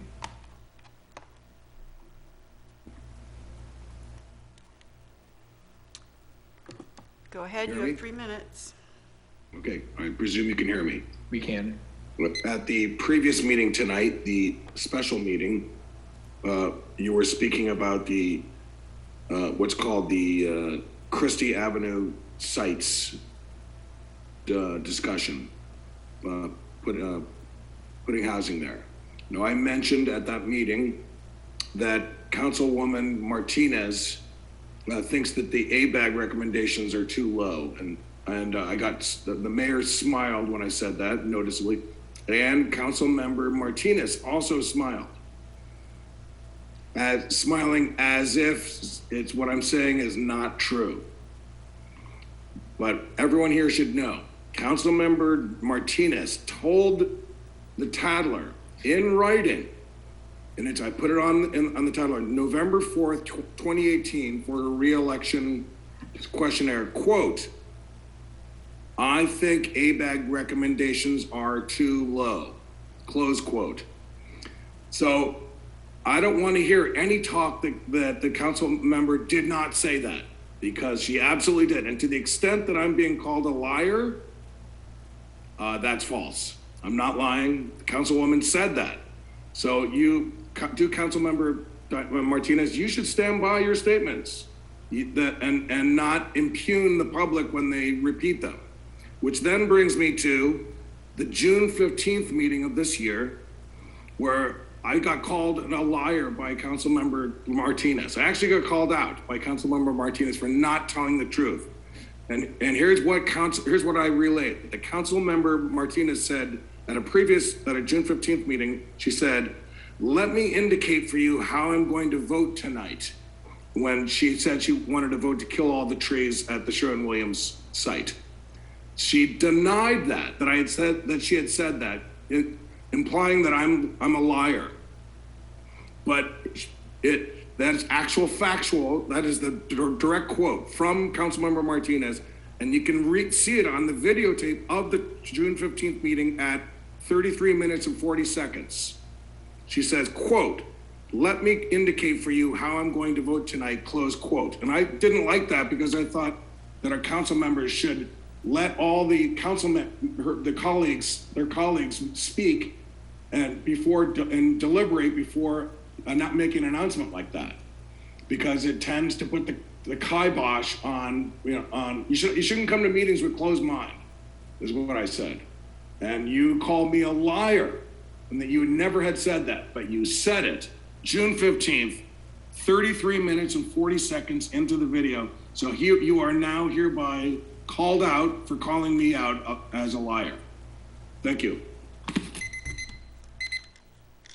Are there any other members of the public who wish to speak for an item not on this agenda or the consent calendar? Okay, seeing none. Sherry, did we receive any written public comment? No, we did not. Okay, thank you. Public comment is now closed, and I'll turn to the consent items. Members, items 10.1 through 10.11 are up for your consideration this evening. Does anyone wish to remove an item from the agenda, from the consent calendar, or discuss it? Okay, seeing none, does anyone wish to make a motion on the consent calendar? So moved. Second. Okay, the motion was made by Member Martinez and seconded by Vice Mayor Medina. Please call the roll. Councilmember Donahue? Aye. Councilmember Martinez? Aye. Councilmember Welch? Aye. Vice Mayor Medina? Aye. And Mayor Bowders. Aye, the consent calendar and its items have been approved. There are no public hearings this evening. That brings us to section 12 of our agenda, which is our action items. First up will be item 12.1, which is a resolution of the City Council of the City of Emeryville making the required findings to allow for a continuation of remotely held meetings pursuant to Assembly Bill 361. For the benefit of the public, this item has been on the 2 meetings before us this evening. And we're required to make a finding every 30 days that a governor ordered state of emergency is in existence and that the conditions provide that meeting telephonically or via video conference are in the interest of the safety and health of the public. I asked that this item be an action item, and my only ask is that we continue to make it an action and not a consent item going forward, so that we can have an open discussion about this in the future. I will now entertain public comment. Members of the public who wish to speak on the AB 361 resolution will have 1 minute to do so. Does anyone wish to speak on that item? Seeing none, did we receive any public comment for this item in writing, Sherry? No, we didn't. Okay, public comment is closed on this item. Is there a motion or discussion? Don't all jump at once. Move the resolution. Second. Okay, motion by Member Martinez and a second by Member Donahue to approve this resolution. Please call the roll. Councilmember Donahue? Aye. Councilmember Martinez? Aye. Councilmember Welch? Aye. Vice Mayor Medina, Aye. and Mayor Bowders. Aye. AB 361 resolution has been approved. Item 12.2 is the City Council's consideration of survey results and direction concerning revenue measure development for voter consideration. I'll turn it over to the City Manager. Thank you, Mr. Mayor. This item is before you this evening following a process that started with the Budget and Governance Committee last spring. As you are very well aware, the city's finances were dramatically affected and are being dramatically affected by the COVID pandemic. In response to that, the committee asked us to develop some ideas for revenue measures, revenue enhancement, a variety of ideas. We brought forward to the committee in October the results of some analysis that was done by a fiscal consultant we retained, Fieldman Rollap Associates. After considering that and some revenue measure ideas, the committee recommended and we brought to the council in November a contract with Clifford Moss, who advises us on developing these kind of items and obtaining community feedback about them. That contract was approved, and Clifford Moss sub-consulted with the firm of FN3 to conduct a community survey. And at the time, we told you we'd bring the results of that back in January. We are here before you tonight. I am joined by Bonnie Moss from Clifford Moss and Miranda Everett from FN3. Miranda Everett will be presenting the results of that survey. The survey results were published in the packet with republication last Thursday. So with this introduction, I will turn it over to Miranda, who will be going through the slides once they get up on the screen. Miranda, if you'd like to introduce yourself to members of the council, now would be the time. Sure. So my name is Miranda Everett. I'm a vice president at Fairbank, Maslin, Mullen, Metz and Associates. We also go by FM3. And we're a public opinion research and strategy firm based in Oakland. We've been doing work like this in communities across California and across the country for about, I think, 40 years now. So I'm here tonight to briefly share some of the highlights of the survey we conducted with voters in the city. And as mentioned, the goals of this were a few. We wanted to identify voters' priorities, things that they really value and how much they value them in kind of a relative sense. Get a check on their sense of optimism and pessimism, ratings of city services, things like that, to kind of provide a sense of how things are going, and then also look at the viability of some potential revenue generation measures. And so first I'll start with our methodology on the next slide here. I see 2 slides though at the moment. Sure, you've got 2 slides up in the setting, and it looks like you're in not slide view. Presentation view.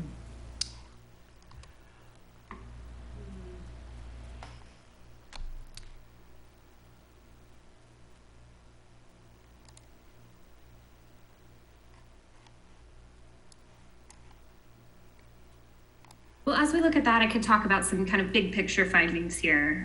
Essentially, we do see an increase in pessimism. That's, not uncommon in the Bay Area these days, perhaps not shocking at all.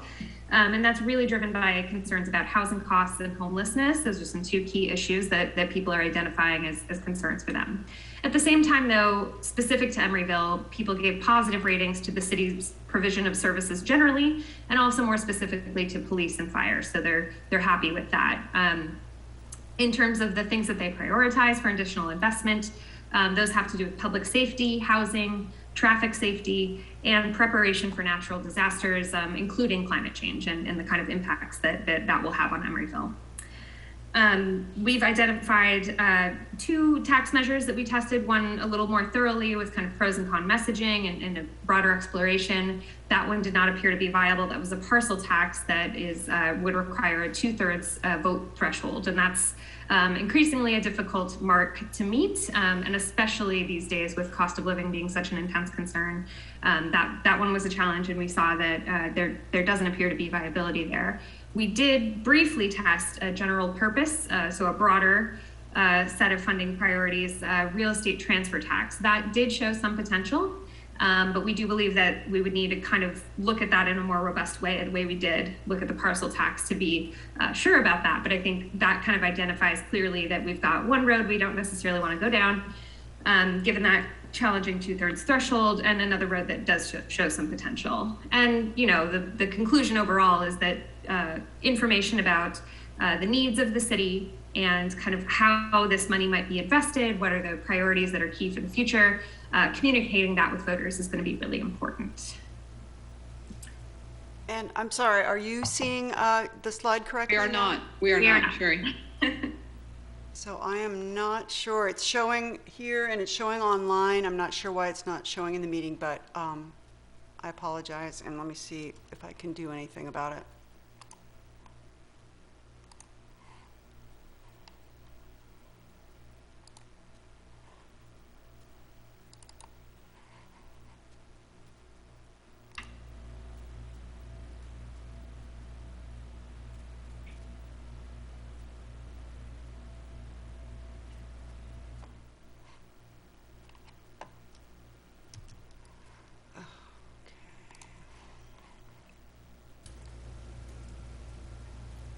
While we wait on that, maybe I could talk a little bit about the methodology. That's just a brief slide kind of as the cover slide. So this was conducted December 12th through January 6th. We took a pause for the holiday season, of course, but given that you're such a small community, we spent considerable time in the field to make sure that we spoke to a robust sample, 303 voters overall, and that sample also represents the great diversity in the community. And we heard from folks across age, gender, race and ethnicity, geography, all the different categories there. The method we used, we call the dual mode approach, and that means that we used phone calls, so cell phone, landline, both of those, and also online surveys, and those were driven either via text message or email. So there's at least 3 different ways for folks to hear from us and be given an invitation to participate if they were randomly selected. A text, an email, a phone call. And that way we kind of try to cast as broad a net as possible to talk to as many folks as we can who prefer different modes of communication or who are available to fill out a survey online, but maybe not step away and talk to an interviewer for a significant amount of time. Just a variety there. I apologize, I'm still working on it. The problem is it's showing fine to me on my screen, so I'm kind of at a loss.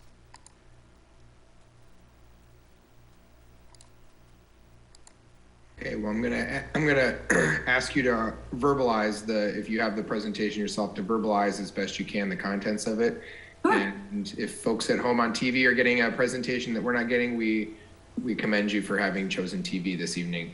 I'll just ask you, Miranda, to do your very best and just trust that if we have questions for something we don't understand, we'll come back to you with those at the end.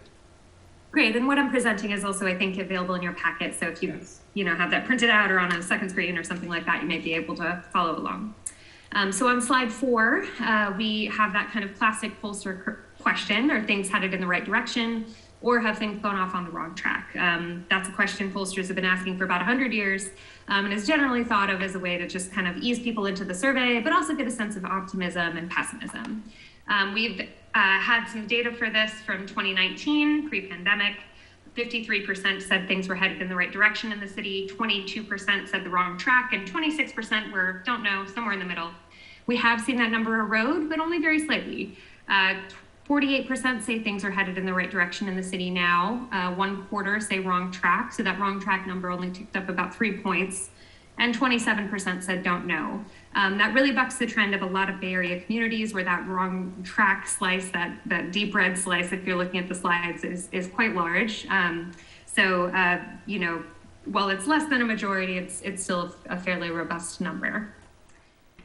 So slide 5 is where I am, and I'm starting to see them on the Zoom. Keep going, Miranda. Just going, yep, just in case. So we also asked, as we had in 2019, as the prior polling showed, favorability ratings for local business community and for the mayor and city council broadly. And we saw broadly favorable views for both. Majority has positive view of their mayor and city council, asked as kind of a group.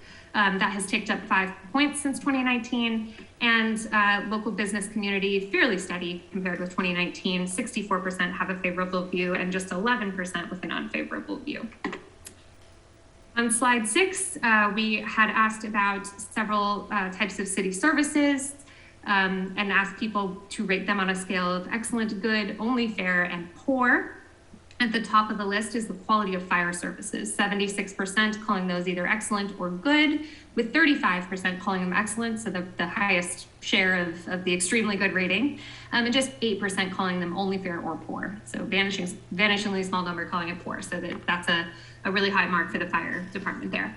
Overall quality of life in Emeryville, 65% rating that excellent or good, 62% rating overall quality of city services, excellent or good, 61% rating quality of police services, excellent or good, and then 35% naming management of city budget, excellent or good.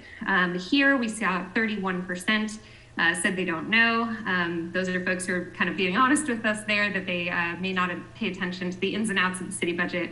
And that's a very common finding, that folks are split down the middle on that one, with a large share who are undecided either way. On the next slide, we asked some people a little bit about some problems facing the city, and asked them to rate them on a scale here. We asked in a couple different ways about kind of some of these things that we thought would be key and at the top, given what's going on in the Bay Area and California more broadly. And we saw top concerns really have to do with housing and the number of people who are unhoused. Some ways that's asked as homelessness, which can kind of include a variety of different ways of looking at that problem. And here we just asked simply about the number of people who are unhoused. The cost of housing, just as many people are concerned about that. It's a very closely related issue, as you can see. And the public health and economic impacts of the coronavirus, 60% and 68% respectively are extremely or very serious problem rating on that one. And climate change and crime are also concerns for 3 and 5 or more. On the next slide.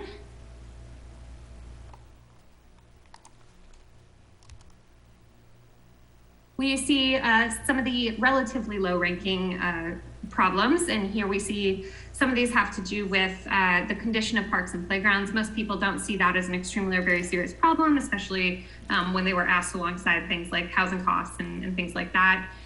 Too much residential growth and development, that's only a concern to about a quarter. Fully 43% call that not too serious a problem, the lowest ranking we gave it. Potholes, traffic congestion, city taxes, inefficiency, and condition of the local economy, those are all in kind of a middle tier range where the percentage concerned ranges from 41 to 31%, extremely or very serious problem there. So those are sort of middle tier issues compared to kind of housing costs and things like that.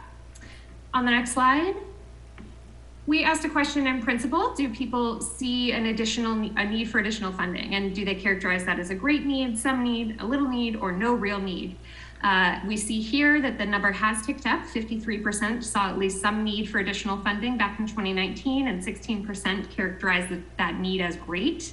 And now, I think 2 years into the pandemic, 66% say there is great or some need for funding, and 23% characterize that as a great need. So that number is moving up. Folks are becoming more aware of the need for funding for the city to provide essential services. On the next slide, we turn to views of that parcel tax measure, and the results are shown on the next slide.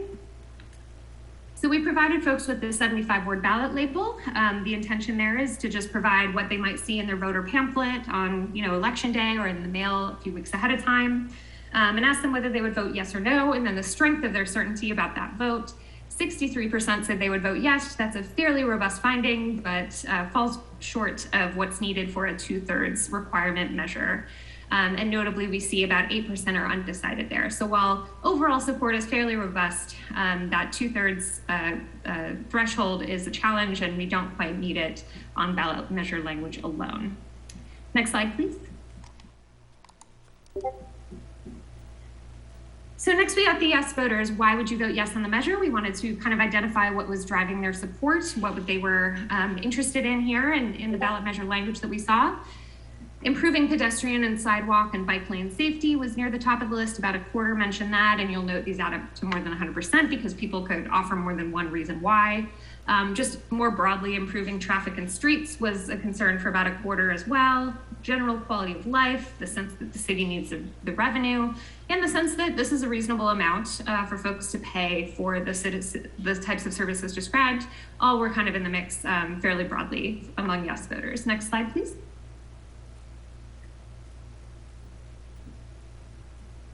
Next slide. Oh, thank you. Opponents overwhelmingly just oppose new taxes, and that is a very common finding on any kind of ballot measure.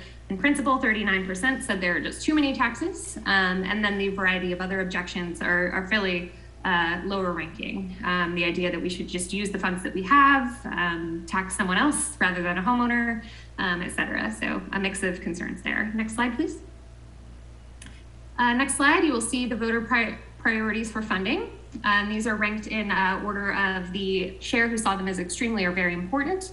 Top of the list is improving neighborhood public safety. Right behind that, providing affordable housing, 53% calling that extremely important, 77% extremely or very. And then the rest, 7 and 10 or more, calling these important. Preparing for natural disasters, repairing storm drains, improving street safety for different types of folks, maintaining current levels of fire protection, and improving early childhood education. So a wide variety of services there that the city provides that folks see as especially important to them. Next slide. So this slide shows you things that are a little bit less important relatively, but still seeing 60% and higher calling them extremely or very important. And if you put all the shades of blue together, they're really broadly seen as important. It's just that intensity is a little bit lower. Childcare for working families, response to climate, senior services, streets and potholes, recreation programs, things like that are on this tier of investment categories. Next slide. And then relatively low, given the kind of breadth of concern about the other issues here, fixing sidewalks, planting trees, enhancing police patrols rather than sort of the maintaining language on prior slides, improving and repairing parks and providing public art. Those are relatively low ranking, although again, if you can combine all the shades of blue, really broad majority see that as at least somewhat important to them. We're just kind of looking at the things that have the most intensity behind them. Next slide, please. So one thing we did on the parcel tax measure was provide a little bit of messaging for and against, and the idea there is to see what kind of information can we provide to help kind of situate the tax measure and help people kind of understand the need. And on the next slide, you will see some of the messages that we tested and the results of that. So we started with 63% yes. After positive messaging, we were at 64% yes. After a very brief critique and one that, kind of essentially covered the greatest hits, too many taxes, cost of living, that sort of thing, we received back to 54%. So that is 12 points shy of the 2/3 needed for passage. And that's another kind of data point that leads us to say that this one doesn't look viable for November. Next slide, please. Just to show us a little bit about the information that voters are connecting with when we talk about the measure, here are the kind of information statements that we provided that people felt were kind of connecting with them the most. At the top was safety, particularly having to do with traffic safety for drivers, pedestrians, bicyclists, all different types of folks. Water, both having to do with kind of pollution and sea level rise, future costs of delaying these investments, growth, benefits for children, accountability, just kind of highlighting the city's fiscal discipline, cuts, giving people some of the context about what's been going on over the last few years and how the city's kind of made ends meet. And then the sense that we need to kind of maintain what we've got and help improve it so that we can keep our quality of life. On the next slide, you can see how these ranked for folks. At the very top of the list, safety was the most compelling, and that had to do with the public safety of streets and roads and things like that, the many different types of folks who get around the city and the ways they do that. Water and future costs also kind of in a top tier of things that connected with folks. Next slide, please. So we very briefly also tested a transfer tax measure, and on the next slide, you can see results of that one. So this was a general purpose measure, and that has a lower bar to clear of just 50% plus one. We saw this one began with support that was very similar to the parcel tax measure, although it has a lower bar to clear. So this one begins with support just under 2/3, which is 14 points higher than it needs to be to pass. Notably though, about 1 in 10 are undecided and 35% are in that probably or leaning yes category. So this one, without doing a little more research on kind of information and what's kind of under the hood with what people value there, we've got other places in the survey that help kind of describe that for us in more detail. But we think initially, at least, this one looks a bit more promising for an upcoming ballot than the parcel tax measure. Next slide, please. So this takes us to conclusions, and I think I've kind of talked through those as we were getting the slides ready. So maybe we can leave the next slide up, and I could take any questions or talk about next steps with Bonnie. Mr. Mayor, if I could just step in briefly. Sorry, if you could, Sherry, maybe stop sharing. We may never get it back, but go ahead. Okay, that's true. Good point. So just a little wrap up. As you'll recall, and I think I might have blown past this in my introduction, the committee had asked us to look at the June ballot and the November ballot. And so this survey was, as Miranda was referencing, really kind of focused on, is something viable for June? And given the circumstances that we are all in the economy and inflation and people's sensitivity to costs, I think you saw that represented in the survey responses. We are not feeling very confident about June. We obviously still have the November opportunity and the opportunity to do more work and research before facing a question about what measures could be viable for November. From staff's perspective, I think it was very heartening to see the community's support for the council, the community's support for the services that they're seeing and the things that they are looking to see more of in Emeryville. I think that came through in a lot of those survey responses. If the council does not wish to move forward with a June measure, what we staff would recommend is that you refer this back to the Budget and Governance Committee for further work to develop this further for consideration later in the spring. So with that, as Miranda mentioned, she and Bonnie are here to answer any questions. I'm also available. Thank you. Thank you. Do any members have questions before we go to public comment? Member Donahue? I guess you probably tried to contact more than 300 people and at the same time try to get a mix of the Emeryville electorate. Do you feel that the 300 is a big enough sample for our city compared to the average surveys that you do? Yeah, absolutely. And I understand the concern. There are 7,186 registered voters in Emeryville right now. We spoke to 300 of them.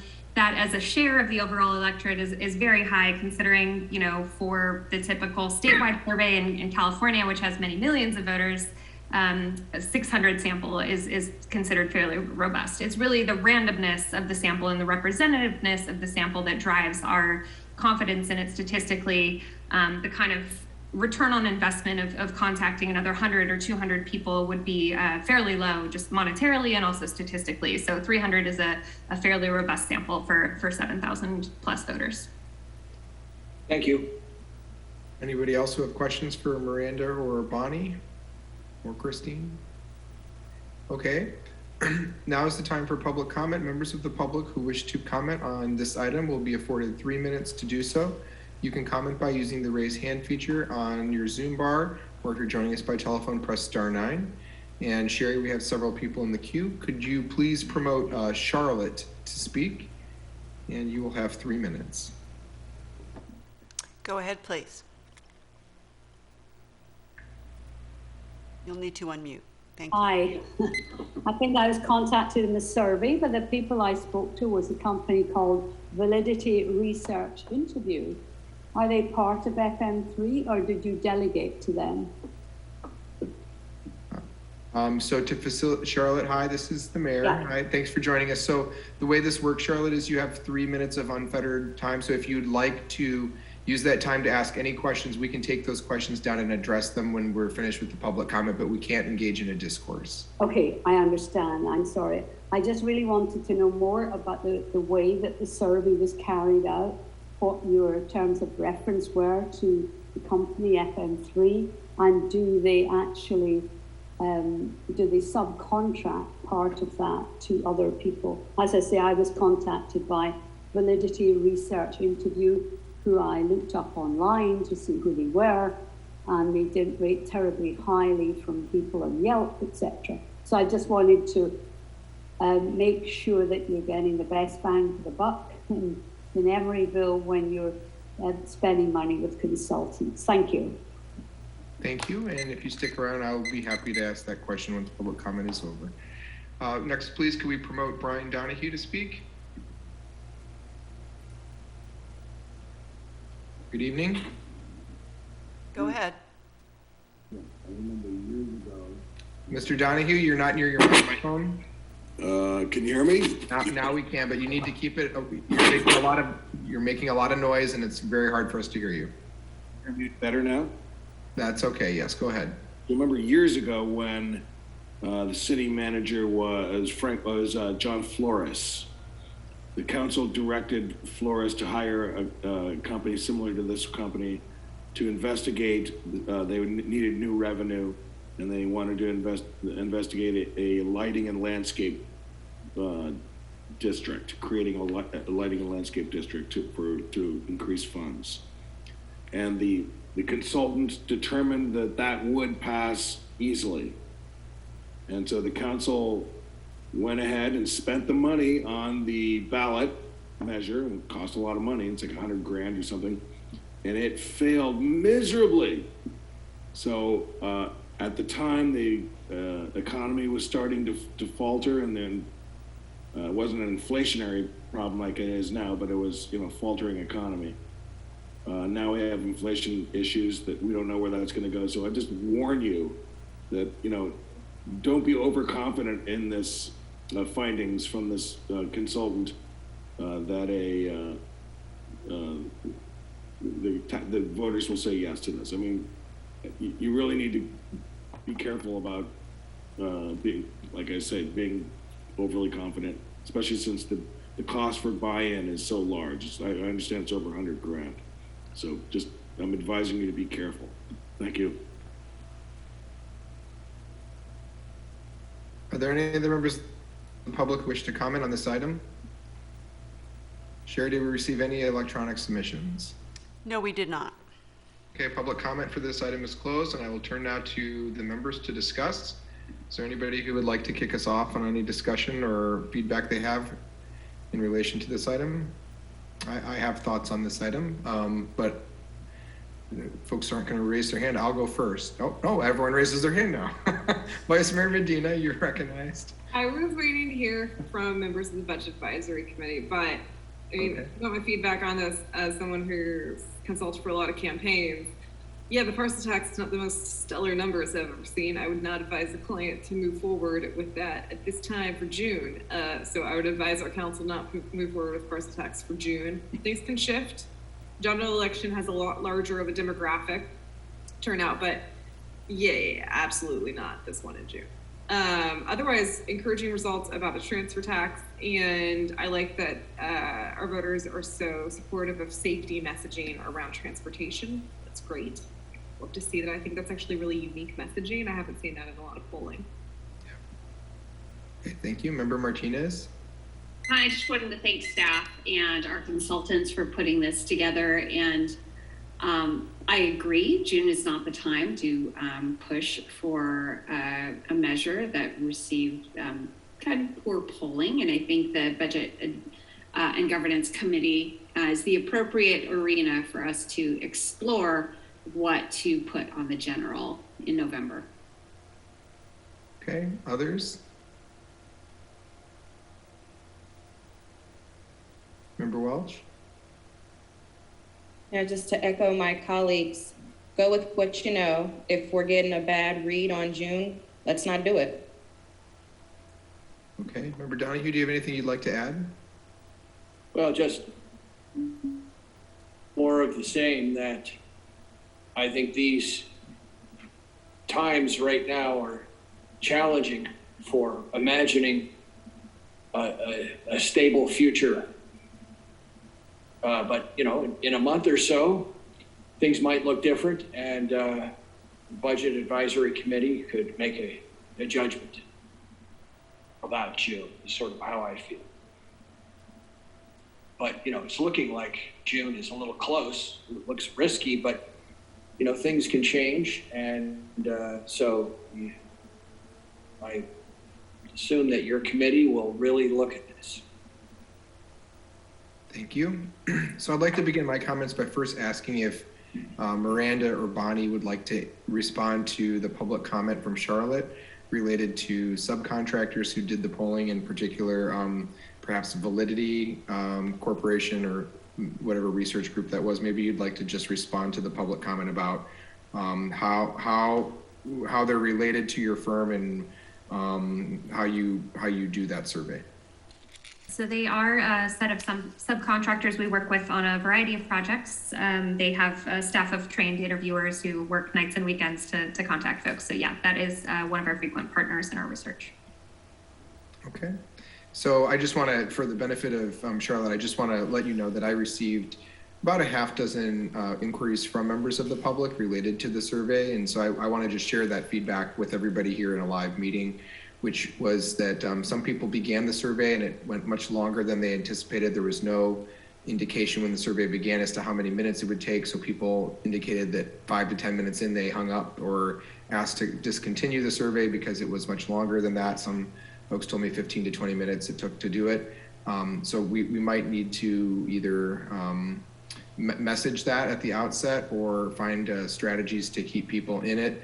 A lot of people told me they received a message, or it was an email or a text, but asking them to take a survey, and there was concern about whether this was phishing or fraud.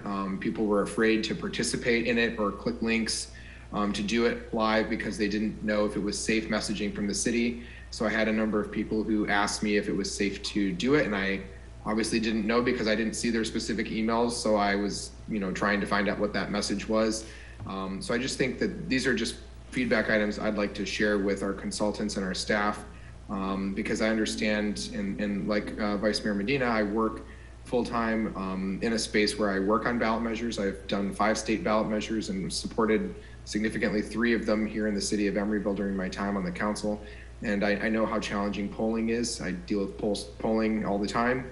And it's not a science that lay people are familiar with, but we do need to find ways with such a small demographic to survey to ensure that we get as many responses as we can. So that's my feedback on that. I don't believe that the question we put out to voters, and I want to really thank Bonnie for working with us at the Budget and Governance Committee. I don't think the question we put out to voters resonated with them for June, and that the most appropriate thing for us to do is to reconvene the Budget and Governance Committee, and Member Martinez and I, as that committee, will continue the work we've been doing for almost 6 years now together on these items, to come back to you all in the spring with some revised thoughts about what we could do so that we can reconnect with the voters and talk to them in the build up to the fall about ways in which we can structurally stabilize the city's budget this year, in light of all the massive impacts COVID has had, in particular on transient occupancy tax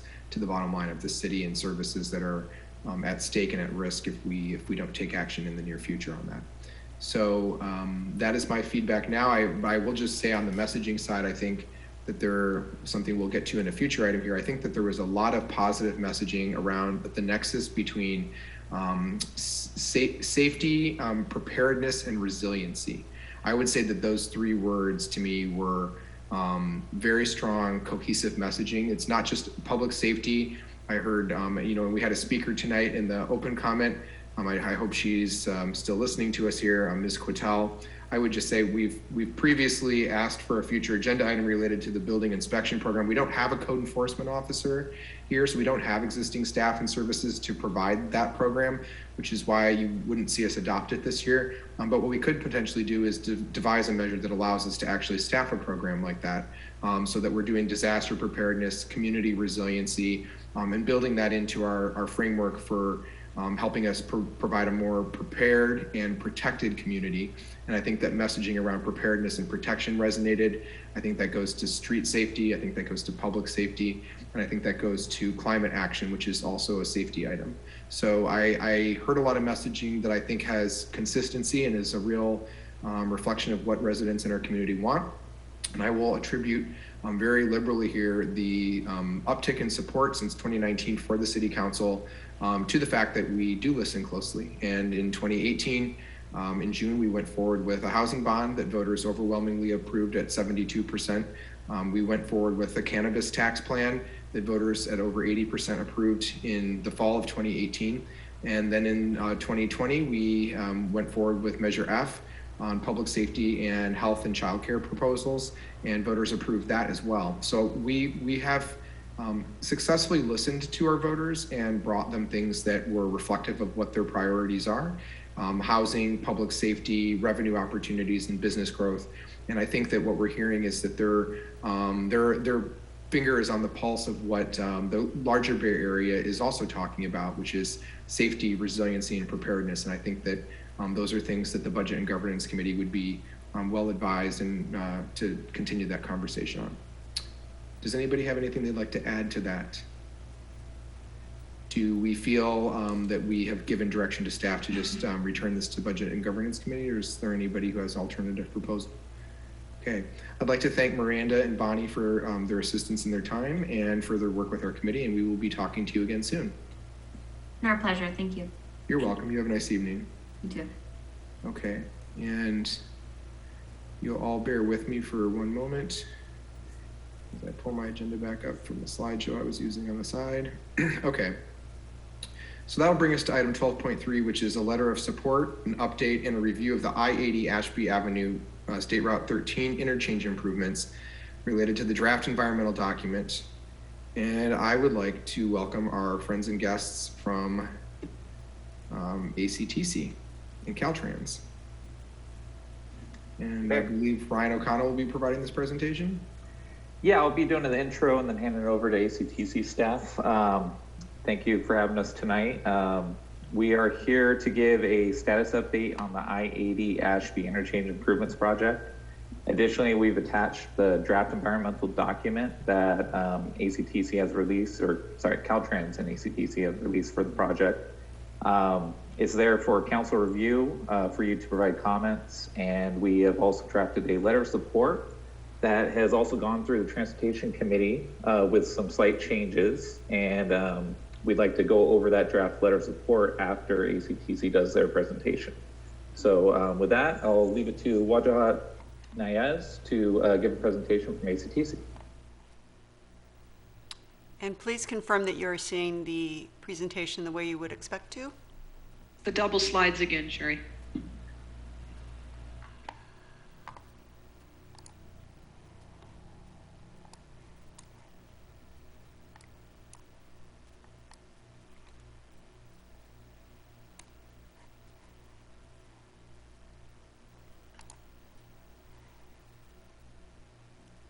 And anybody tell me when it looks right.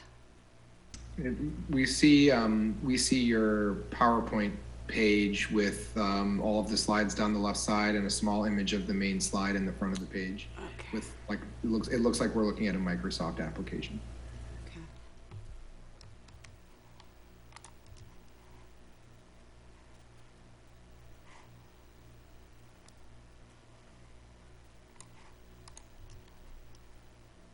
You know, there is one other option we could try, Sherry, which is I am a co-host of this meeting, and it is possible for me to pull it up as the attachment. And, oh, well, do I have the presentation?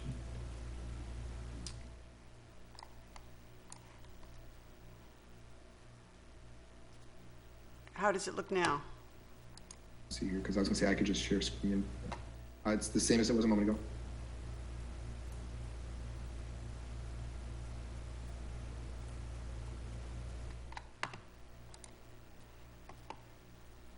No? Nothing has changed. Ryan O'Connell, do you have this slideshow available to you? Yes, I do. I can pull it up or email it to John. Why don't you pull, yeah, why don't you, which do you prefer, Mayor? If you just send it to me real quick, and Ryan, and I'll just pull it up and share screen, and I'll just scroll up as people wish for me to scroll up. Just make it easy. Okay, that's on its way right now. Okay.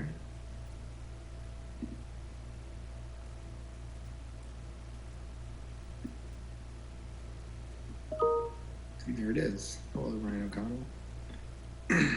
Okay.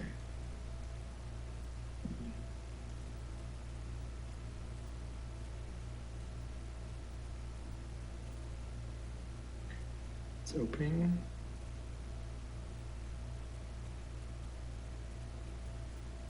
Okay, let me just do this now so that it's.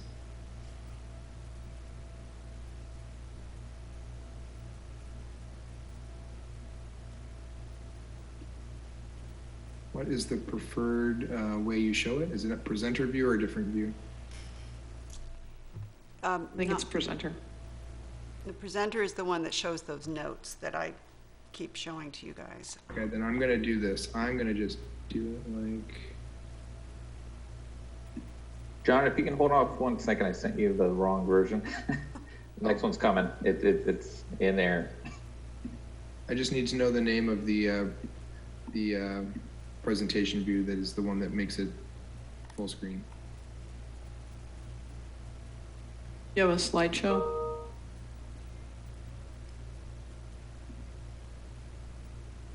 Okay, it's downloading.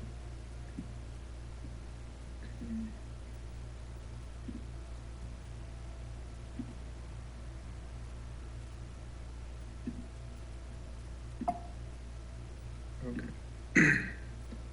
So, all right, I'm going to, this is how I'm going to do it. And I hope, folks, that this works.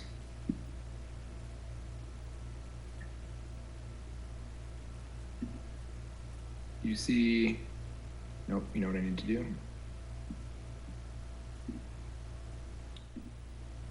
There we go. Okay, do you all see it now? Got it. Okay. Okay, the problem is that now you all can see it, but it's not streaming. So I'm going to try to drag it up to my big screen and see if that makes it go away for you. Is that still okay? Yep, works for me. All right. Okay, so who's going to go ahead and make this presentation? I will. This is Vajra. Hi, welcome. Can you guys see me? Am my camera off? You're not a panelist, so we won't see you, but we can hear you, and the slideshow is what's being projected to the public. Okay, thank you. You're welcome. So I'll get started. Can we just please go to the very first slide, please? Thank you. Good evening. My name is Vajra, and I am the project delivery manager for the Alameda County Transportation Commission.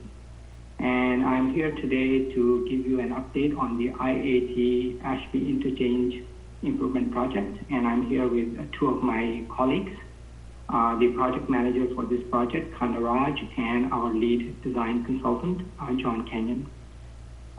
This project is a great opportunity for us to enhance safety, provide access from I-80 East, including to and from Shelmond Street, and also to provide a bike ped connection from the east side of I-80 to the Bay Trail and Point Emery, and also to modernize the interchange to be consistent with the other interchanges in the I-80 corridor. Two of these themes I heard in your previous presentation, which is safety and bike ped improvements. This project fulfills two of those things that are important to the voters. Next slide, please. So this project will reconstruct the I-80 Ashby Avenue interchange, realign the west frontage road and access, and introduce new bicycle and pedestrian pathway from the 65th Street, Shelman Street, to the San Francisco Bay Trail. Next slide, please. So this presentation, first I'll provide you the update, the project status update. Then I will discuss the next step in the project development cycle. And then I'll give you an overall project schedule, and that will be followed by question and answer session. Next slide, please. So project status. We are currently in P80 phase, which is nearing completion. The draft environmental document was released for a 45-day public review and comments on December 15, 2021, last year. A virtual 90-day public open house meeting was held on January 11th this month, 2022. And the comment period ends on January 31st, end of this month, 2022. The DED includes 2 interchange alternatives, 3 bicycle pedestrian overcrossing alternatives, 3 bicycle pedestrian overcrossing west conform alternatives for the public to weigh in via the 45-day review process. Next slide, please. So for the interchange, we have 2 alternatives. The first one is no build, and the second one is the tight diamond interchange. Next slide, please. And I'm pretty sure that you have seen this before. This is a typical tight diamond interchange. These kinds of interchange are are particularly suited for urban environments. They have a smaller footprint, and also they're pretty efficient. Next slide, please. So for the bicycle pedestrian overcrossing alternative, we have 3 options or 3 alternatives: the box girder, the basket handle, and the butterfly arch. Next slide, please. And this shows you the rendering of these 3 bicycle pedestrian overcrossing alternatives. So the one on the top left-hand side is a box girder. The one below that is the basket handle, and then one on the right is the butterfly arch. These alternatives were all developed per input received from the bike advocacy groups and our aesthetic staff. And one thing to note here is that your comments that we received at the June 2021 council meeting will be treated as part of the draft environmental document review. Next slide, please.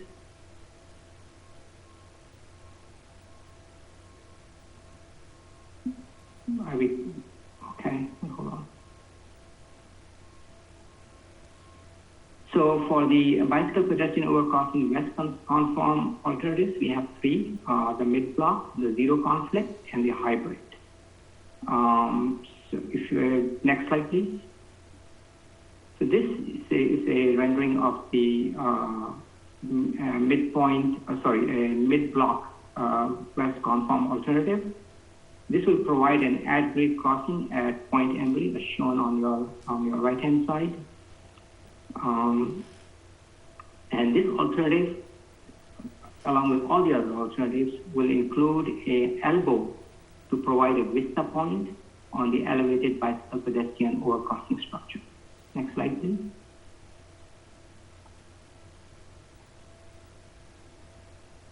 The next alternative for the west conform is zero conflict, and this is a zero conflict via extraction of an underpass or a portal underneath the frontage road.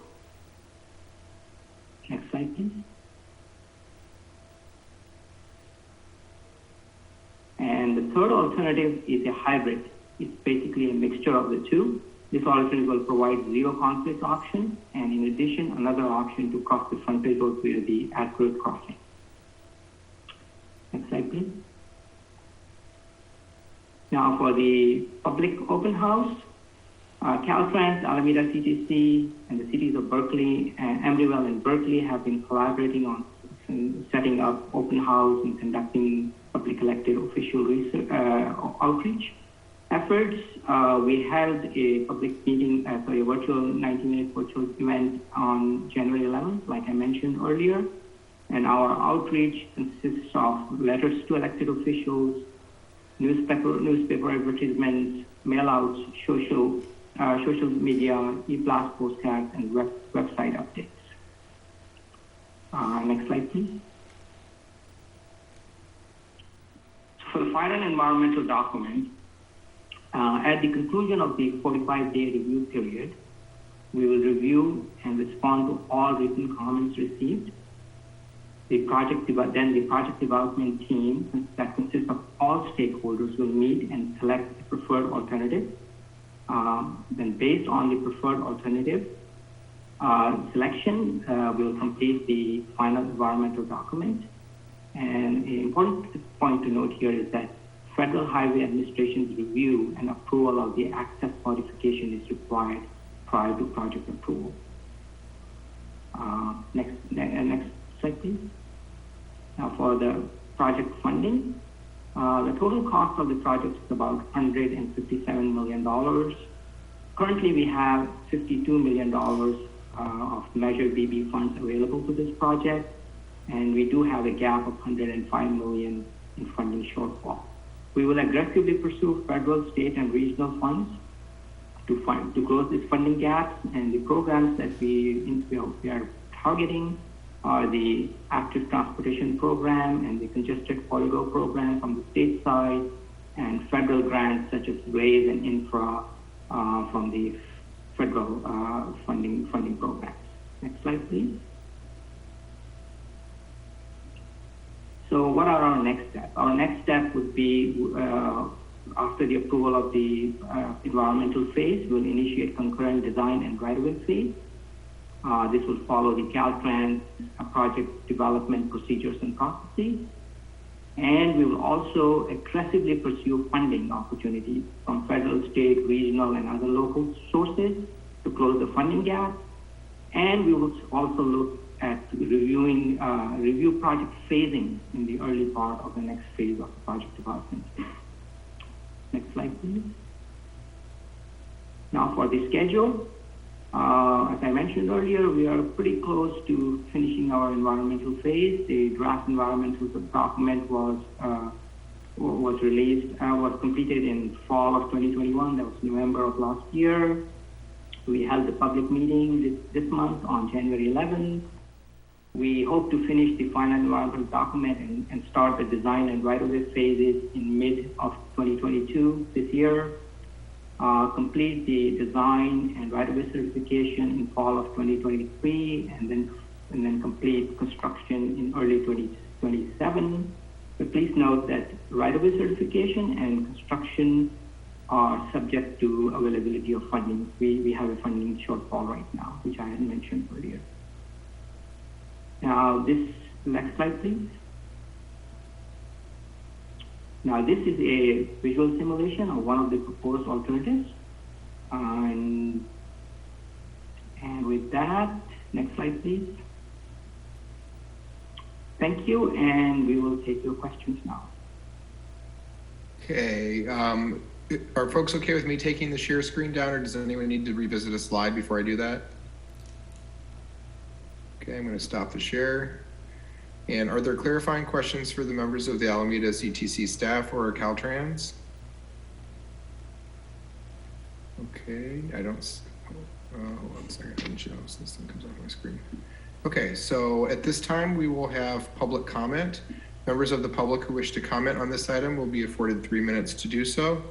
And I would just remind the public that if you have a comment that you'd like to have considered as part of the draft environmental impact report document, you can go to the Alameda CTC's website, and that period is open through January 31st. Are there anybody whose hand is raised for this item? Seeing none, Sherry, did we receive any electronic submissions for this item? We did not. Okay. Okay. There is a hand now, so okay, so Fran, stop clicking it. Okay, so if you could please promote her to public speaker, she'll have 3 minutes to comment.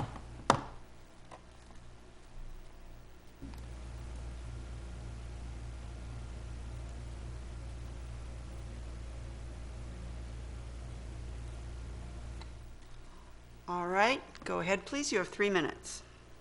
Thank you. I'm still Fran Quattel. I am still the vice chair of the Budget Advisory Committee, and I live in the city of Emeryville. I did attend the meeting on January 11th, and I do have specific comments, and some of them have to do with messaging and budgets and including additional items in this important project. Most, if not all of us, have seen the condition of the Ashby Avenue interchange. It's far from the condition of the photos in the presentation. I myself have made many efforts to get this area cleared away of rolling debris and human waste to no avail. More upsetting was that during the January 11th project open house discussing the interchange, The speakers said that the I-80 corridor would only be cleaned sporadically during the multi-year construction phase. And whenever I put the word sanitation into the chat, my comments were deliberately deleted by the same stakeholders your letter addresses.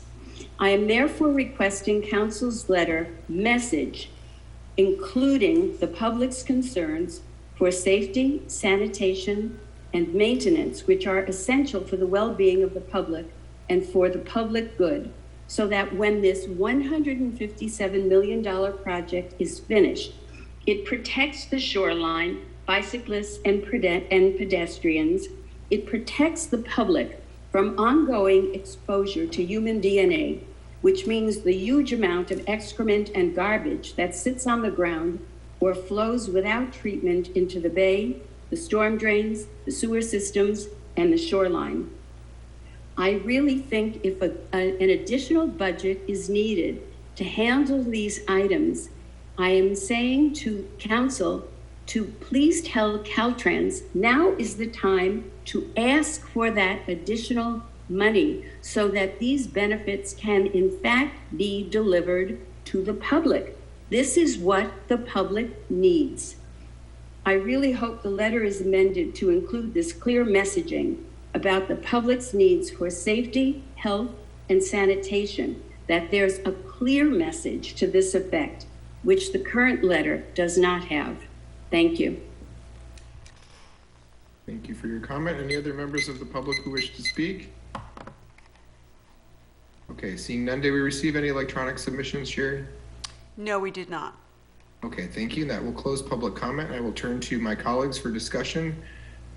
So Vice Mayor Medina and I, as the Transportation Committee, have heard this item as well as BPAC, and the council did hear this, but prior to Member Welch joining us, and I'd like to offer Vice Mayor Medina the opportunity to go first.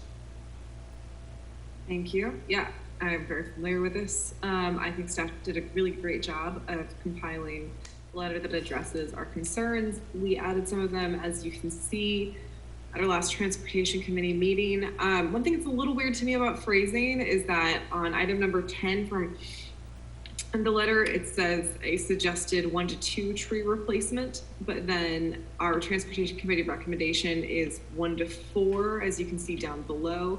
I think, and it says this would modify number 10, so I think perhaps the move to be would be if council accepts our Transportation Committee recommendation, rather than having it like go back to number 10 to modify, we can just include the 1 to 4 replacement up top in the letter, because it just feels very oddly structured to me.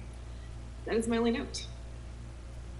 I concur with that. I don't see the point of making a comment and then making an amended comment, which makes it look like we have a whole bunch of different opinions. So I will be supporting that change. Other members who wish to comment? You're not. Allie and I are the only Does two. anyone disagree with me about the undercrossing? Because I'm willing to fight. Yeah. Okay. Member Donahue. Well, what does Caltrans really think about the undercrossings? I mean, do they accept all of these alternatives? So as a process item, what I'd like to just refresh for everybody, this is comments on a draft environmental report or document. So all Caltrans, I'm going to not speak for Ron. He can clearly disagree with me if he wishes to, but what they're going to tell you is that all they're doing right now is taking feedback on what the scope of this project could be, which includes, here are these several alternatives for the interchange design, which in this case is a tight diameter or no build. Here's the overcrossing options. They're essentially scoping, they've only evaluated the environmental impacts for those different iterations and combinations of things. And so what they're seeking is the public's input on those design elements and the environmental impacts in particular as to their analysis on whether that draft EIR that you see attached as an exhibit, very large document, whether there are considerations that were not made or need to be made. And so that's what we're commenting on. So they will tell you that all of those things are possible things, if that's answering your question. And Ron, if you disagree with me, you're free to speak. No, John, I think that you said it quite well, and I would agree that, you know, what we're proposing are the feasible alternatives. Not that we are encouraging one or the other, but we were asked to explore a zero conflict crossing, and that's, what we came up with that we think would meet the objectives of something like that. But we do understand that, there's a lot of concerns with undercrossings in general, with maintaining them and safety. So we just look forward to seeing all the comments on this proposal, and we'll meet with the team and reconvene, go over them, and try and see what decide as a team what to do. Thank you. Thank you for the question. Member Donahue, does that answer your question for you? Yes, it does. Thank you. You're welcome. Do others have questions or comments that they'd like to share? So Member Medina? I think one thing to clarify, especially because we got really clear public comment from Ms. Patel about this, is that, maintenance costs have not been factored into this project. And there's already $100 million budget shortfall. Just wanted to flag that since a member of the public was asking about it. It's also a concern that I do share. I'm actually going to ask Ron, if I could ask you a question. Does maintenance factor into approving an EIR in your opinion? We do consider maintenance, but we usually work out agreements with the cities as to which agency will maintain what facility. And it does depend on the facility, and but we do consider it. The long-term maintenance costs do factor into a selection. Okay, thank you for that answer. Mm-hmm. Anybody else? I need to go back and forth here with my screen. I apologize, the bane of being technological. So I would like to recommend that we either remove item 10 from the letter and replace item 10 with the subpart B from the number 16B, because it says this will modify staff's comment. I don't want the 1 to 2 in there at all. That's not the direction that the council is giving in that, and that was not the goal of the Transportation Committee to offer a competing alternative to staff. This is a policy letter, and that's being signed by the mayor on behalf of the council. So the staff's opinion is appreciated. We've appreciated your work for all the other things you've included in this letter, but we don't agree with you on this item if we move forward with a 1 to 4 recommendation. Is there consensus on the 1 to 4 tree replacement? I see a thumbs up from Diane, from Allie, from Courtney, from Scott. So the direction to staff is that this letter will be amended, and line 10 will reflect that. And if you have that couched as a staff recommendation, and that's how you've, no, it's the city council and the city of Emeryville. We're amending number 10 to say 1 to 4. There's a clear need to do more environmental work at large transportation infrastructure projects. And this is an interchange that is currently a large pair of swooping curves that is going to be reimagined as a tight diamond. It's going to open a lot of space. And for the amount of space, when you look at the redesign that is on the west side of this interchange, the frontage road is going to be moved away from the shore, which I think is good for sea level rise stuff. But we're also going to have this vista.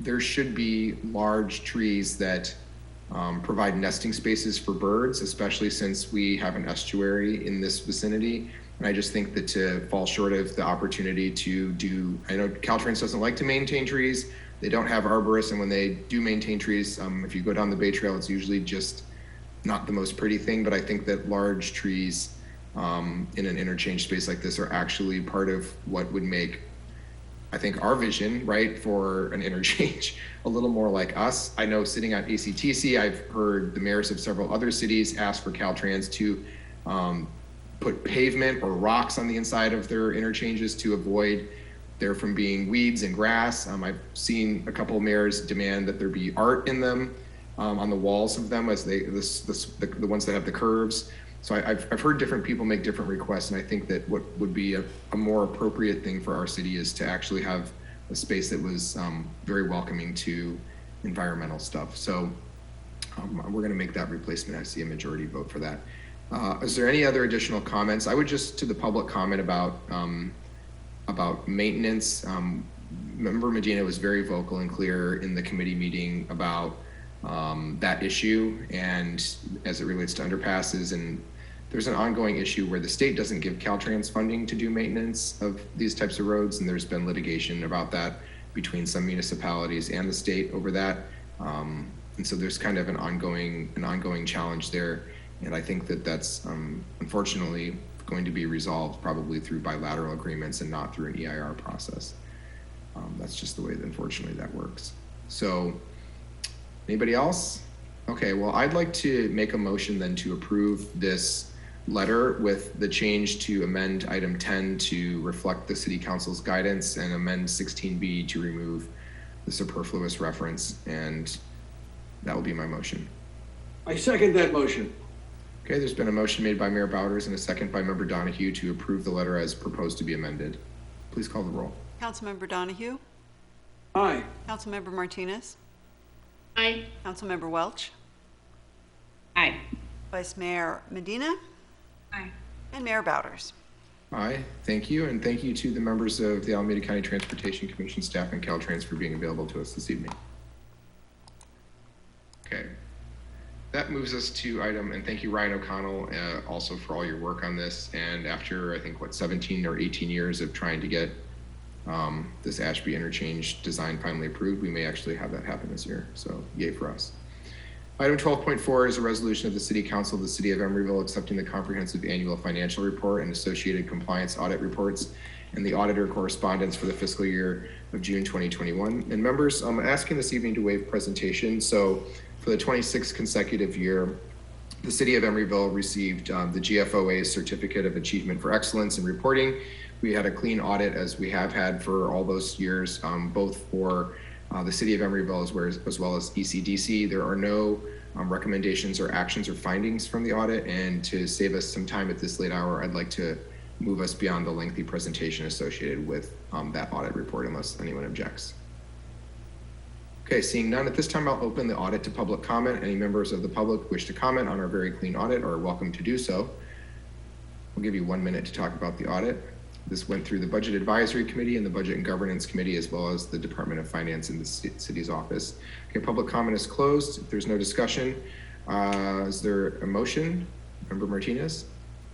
Mr. Chair, I will make a motion after just a brief statement. I just wanted to mention that this is our first year in many years with a new auditor, and so there was an enormous amount of work put in by staff, and I want to recognize Brad Farmer, Peggy Shue, our own city manager, Christine Daniel, and some pinch hitting by Bill Zanoni, who was our former interim finance director.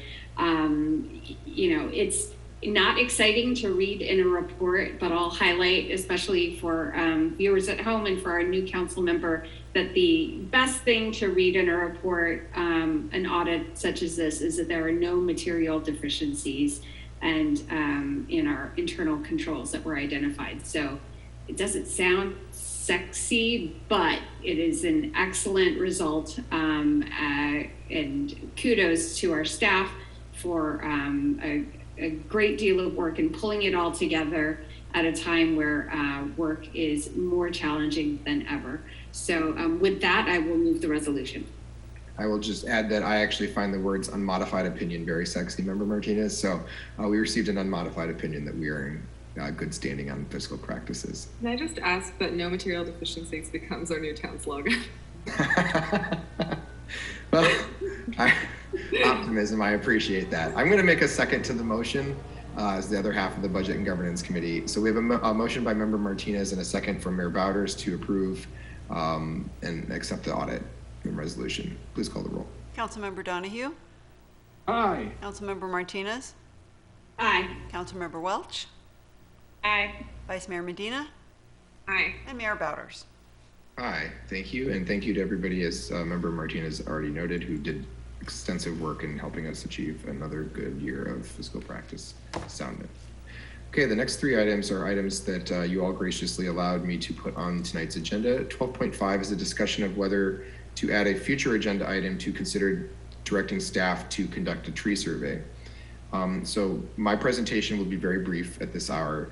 Essentially what I'm looking to do is similar to a couple items that I've raised in the past, open a discussion and have a study session about the possibility of conducting a citywide tree survey. And the goal of this would be several things. One, in conversations I have with residents around the city, with business owners in the community, other stakeholders, there's a number of different times in which trees come up. And I get asked a lot about trees because I'm fairly outspoken about trees. And I have really thought about this, and I think that there's a number of opportunities for us to improve livability in the community, improve climate action, city resiliency, and I'll just give a few examples of what I'm thinking about so that you can kind of get an idea of why I think this is a good use of our time to get a consultant to help us with this.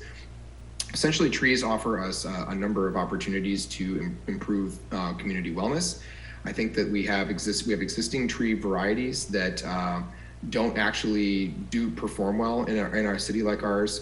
Trees for a long time weren't planted with the best knowledge and practices to help them thrive in an urban development. And we have a lot of empty tree wells, and the tree wells and trees are actually linked to people's feeling that a community is safer, people's feeling that the community is more accessible, people wanting to spend time out in public spaces. It's also associated with property value. So there are a lot of things that trees do that provide benefits. From the environmental side, trees also reduce the urban heat, urban heat island impact that we have when there's a lot of pavement and it's not covered by trees. Trees can reduce the temperature at a ground level by as much as 10 degrees. And so that has other impacts on things like water consumption, human health, child welfare. There's a bunch of things that are impacted by adding trees. I think that if we did a study that both examined opportunities for how to replace empty tree wells at the times we do sidewalk or street repavings, the opportunities to add tree wells in places where we don't currently have them, or when we do a sidewalk repaving to reduce the spacing between them so we get more trees in the street. I also think that part of our plan to actually, when you look at some of the spaces that we have in the city, I'll just name one block, for example, the Hollis block in front of the PG&E building is this very wide street where there are no street trees on one side at all, and on the other side almost anywhere. And yet we have this really wide chasmic street, and there's very few people other than me walk on it. And I think that if we actually removed street parking spaces in some of these places and actually put spaces that had trees in them, we would actually create a more interesting and unique corridor. So I really believe that there's a lot of things we could do by putting more trees in our city. And I think that we have an untapped potential here, and we have a demonstrated need. And so I'm hoping that we could give staff direction to come back with a presentation about retaining a consultant to assist us with that work and doing that. Because I also think when we heard in the earlier presentation about climate action, resiliency, preparedness, and safety, I actually think, trees was down there as planting trees was in the mid to low tier, right? As like 50% of people thought that was an important thing to do. But when it's actually integrated into how could this make your community safer, more livable, put people on the streets, which is a public safety intervention, that they're actually part of that solution. So I want to kind of link environmentalism with safety a little more often. And I think that the climate resiliency goals we have and tree planting can help us do that. So before I entertain your discussion, since that was the presentation, I'll just ask if there's any questions before I go to public comment. No? Okay. This time, members of the public who wish to speak on this item will be given 3 minutes to do so. And Sherry, would you please promote Brian Donahue? Go ahead, Mr. Donahue. I just want to thank Mayor Bowders for bringing this forward. I mean, I think it's kind of past time. I think Emeryville needs to grow up, frankly, when it comes to trees. And I really appreciate Mayor Bowders forwarding this. I think their trees are like, the thing he didn't talk about was the psychological effect of trees in an urban context. They just make the streets feel better. They make them feel more like a living room, like a live space, rather than like some kind of hostile. They make a space feel friendly, and they make people behave better. I think there's probably some studies that's been done on this, but problem is in Emeryville is we can't seem to get any our mature trees. Well, we want large trees, overarching, going over the streets. And we can't get that because their developers keep cutting them down, and the staff has recommended to let developers cut our trees 100% of the time. Since we started our urban forestry ordinance, which I helped write, it's been 100% of the time. And frankly, the city council is too amenable to placating the staff when they recommend cutting our trees down. I think we should be, guarding against that assiduously, and I'm well known for that.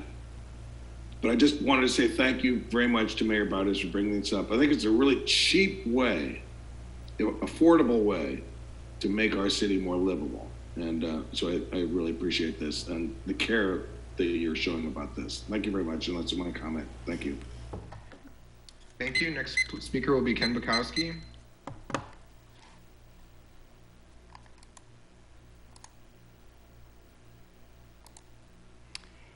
It'll take him a moment to promote an older version of software. Okay, go ahead, please unmute and go ahead. Okay, yeah. Hey, we had a water street programs when I was on the council. How are you going to regulate them? Are you going to regulate them differently than, are you going to regulate any trees on private property, or is this going to be just public property? Because a lot of people from the homeowners association are very concerned about impairing on their authority to handle their own trees. But I think it's a good idea, and I'm happy to see it go forward. Thank you. Okay, thank you. Is there anyone else who wishes to comment on this item? Okay, seeing none. We will close public comment, and I'll turn to discussion, and many members wish to discuss this item. Member Donahue? Trees are kind of like animal diversity in, like, Homo sapiens look at the variety of animals and they're just amazed, but we don't pay enough attention to the variety of trees. They just can do so many different shapes and things and grow differently and have all these different parameters. And it's good that we do have our own arborist that we consult, but we need to really think about the types of trees, where they could go in the design in the city. And just, anecdotally, the backyard here behind one of our buildings at 45th Street and Horton, we have two redwood trees. One is way before I got here, and I think it's got to be more than 50 years old, and it's about 75 feet tall. One I helped plant about 25 years ago, and it's about 50 feet tall. It's just unbelievable how certain trees create scale and mass at a relatively rapid rate. Another thing I think we should consider besides trees are vines on the sides of buildings. We've had temporary vines, say on some of our concrete tilt-up buildings, but some vines, like in our backyard again, should be seen to be appreciated for the variety of vines that can grow and create unbelievable greenness and, just the way that birds can nest in them, squirrels live in them. It's remarkable that in a vertical city, you can get significant animal dwellings just on walls. And, if we can strategize how to do our city going forward with our greenery, I think we can really have a more livable city. And so I commend you for bringing this forward. Thank you. Anybody else like to speak? Vice Mayor Medina? I support this. I think it's in line with our city goals and sustainability. I hope we can find an affordable way to get more trees in the ground. Thank you. Member I also support this idea. I just wanted to ask as a matter of process, did you propose to have staff come back with a presentation on how they would put out a solicitation for a consultant? Like, what's the order of things? Yeah, I can let the city manager answer that if she'd like us to, like what she would recommend as the next step after tonight. Like essentially what I'm asking is to get support there. We agreed to discuss it, but we didn't have support to move forward with a tree survey. So I think what they would do is come back with probably a study session is what I imagine that would essentially provide us, they'd do some homework and provide us kind of a list of things that we could study and then what a consultant would do. And then they'd secure somebody to assist with that. Is that correct, Madam City Manager?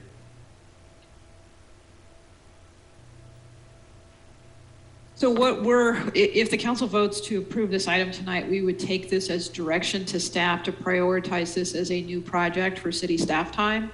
And so we would fit that in with everything else. And as the work that we would be directed to do would be to create some kind of a scope of work to come back and socialize with you all, and obviously need to find funding. So we give you some options for funding this project. And then once you would agree on what that scope of work would be and agree on what the funding sources are, then as the mayor alluded to, that there would be some kind of RFP or RFQ process to find a consultant. And then we'd have to assign the staff time to manage the consultant to do the work. So an iterative approach. Okay, does that answer your question? Okay, does anyone else have comments? I'll just add that having spent 20 days in the woods very recently, I've read a lot about the psychological and wellness benefits that come to people when they spend time in nature.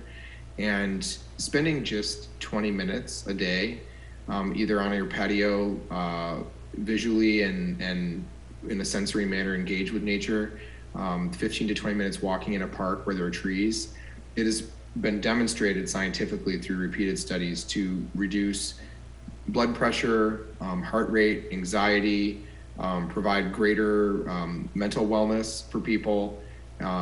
It's a place where people can meditate, and we really, as a community, we really are sparse when it comes to trees, and I think we need to examine what our options are for creating more livable spaces. And I would also just agree with Member Donahue about biodiversity. I think it was an excellent point. The opportunities to be part of the climate change solution aren't just planting trees to sequester carbon. They also do things like promote birds, like bees, things that we need to actually pollinate and replicate nature among us and allow for us to have a sustained natural environment. We need to think more carefully about how we can integrate that into the fabric of an urban community. And I think having a tree study and an opportunity to talk about what types of trees and where we could put trees and getting a consultant who's creative with us about how to do that is going to really actually dramatically change the way people view the community and how they feel connected to the community and what they can do in a community like this. So I've heard folks say that they're supportive of this. So staff, you have the direction, and we'll look forward to that coming back soon. Actually, Mr. Mayor, could we get a vote on that? Do you need a vote? Sure. Okay, Yep. I'd like to make a motion to come back with this item. A second. Okay, please call the roll. Councilmember Donahue? Aye. Councilmember Martinez? Aye. Councilmember Welch? Aye. Vice Mayor Medina? Aye. And Mayor Bowders. Aye. Okay, thank you. So that will take us to item 12.6, which is a discussion on whether to fly the Pan-African flag at City Hall each year in February in recognition of the significance of Black History Month. And we have done this on and off at times in the past. And I requested this item because February 1st is our next council meeting, and it is the first day of Black History Month. And I would really like for the city to actually, in a very committed way, make the commitment on that day that we are going to do this annually, similar to what we do with our Pride flag. I think that recognizing the importance of Black History Month and the contributions of Black and African American members of our community to the history of the United States is something that needs to be shown out in front of City Hall, and it should be done annually. And I don't know that reserving that for future councils to discuss and decide is something that we should even leave as a question, because as I've said in this meeting multiple times in the past, the promotion of the civil rights and dignity of people who have traditionally been oppressed or are minorities should not be relegated to the backbenches for the majority to decide whether or not that is something that should be upheld or protected. And I think that we can just make a statement about our values, similar to what we did for Pride Month in this space. So that will be what my request is. And we would draft a continuing resolution similar to the one we did for Pride and pass that on the 1st of February if folks are agreeable. So that's the request, and I will turn to the public comment. Members of the public who wish to speak on this item will have 3 minutes to do so. If you wish to speak, this is the time to raise your hand. Sherry, could we please promote the public speaker? Go ahead. I think we should fly a Black Lives Matter flag. I mean, as the Republican Party continues to divide the nation, like racially, with specificity, they are taking down the Black Lives Matter concept, which is, so patently absurd. I mean, if you don't, I mean, I think we should just show our support in a little more bold fashion. The Pan-African flag idea is fine, but I think we should be a little more bold with it and just state publicly that we think that we collectively, the city of Emeryville, think that Black Lives Matter. Remember, it's a concept that they matter, that Black Lives Matter, and it's not just a group of people that think that, whatever you feel about that. It's a concept. So I think that you should consider BLM flag as well as a Pan-African flag. Okay, thank you. Any other members of the public who wish to comment at this time? Seeing none. Sherry, did we receive any written comments? We did not. Okay, is there discussion from members on this? How do folks feel? I see a thumbs up from Member Martinez. Happy to support and make a motion. Okay, I see thumbs up all around. Okay, so there's a motion from Vice Mayor Medina. Second. Second from Member Welch to bring this back as a continuing resolution every February. Please call the roll. Councilmember Donahue? Aye. Councilmember Martinez? Aye. Councilmember Welch? Aye. Vice Mayor Medina? Aye. And Mayor Bowders. Aye, thank you. That brings us to item 12.7, which is a resolution of the City Council of the City of Emeryville approving a legal services agreement with Jarvis, Fay, and Gibson LLP for interim city attorney services. I'm glad we didn't bury our thank yous to Andrea to the end of the meeting, so we thank you, City Manager, for keeping us at the top of the hour with that one. So essentially in the packet, members, we have a contract for Christie Crowell, who is here with us as an attendee. If anyone would like to ask her questions, we all know her. She's been assisting the city for the public's benefit for some time now in other capacities with our redevelopment agency, planning commission, et cetera. And we're looking to have her services on a contractual basis as an interim city attorney as we complete our city attorney hiring process. Does anybody have questions for the staff about the contract for any reason? Okay, at this time I'll open it to public comment. Members of the public who wish to speak on this item have 3 minutes to do so. Please raise your hand if you wish to speak on the city contract that's been proposed. Okay, seeing none, do we receive any written comment? We did not. Okay, public comment is closed. And members, is there any discussion? I'll entertain a motion. So moved. Second. There's a motion by Vice Mayor Medina and a second by Member Welch to approve this resolution. Please call the roll. Councilmember Donahue? Aye. Councilmember Martinez? Aye. Councilmember Welch? Aye. Vice Mayor Medina? Aye. And Mayor Bowders. Aye. Item 13 is department head reports. And thank you, Christie. We will look forward to working with you in the coming months. Hopefully, we will conclude our process before too many months pass, but we will look forward to working with you in the interim. Item 13, Madam City Manager, are there any department head reports tonight? Not this evening, Mr. Mayor. Okay, well, department head reports. Is there any public comment on department head reports? Seeing none, department head reports is done, and we move to item 14, future agenda item requests from council members. Do any members have an item that they'd like to request for a future agenda?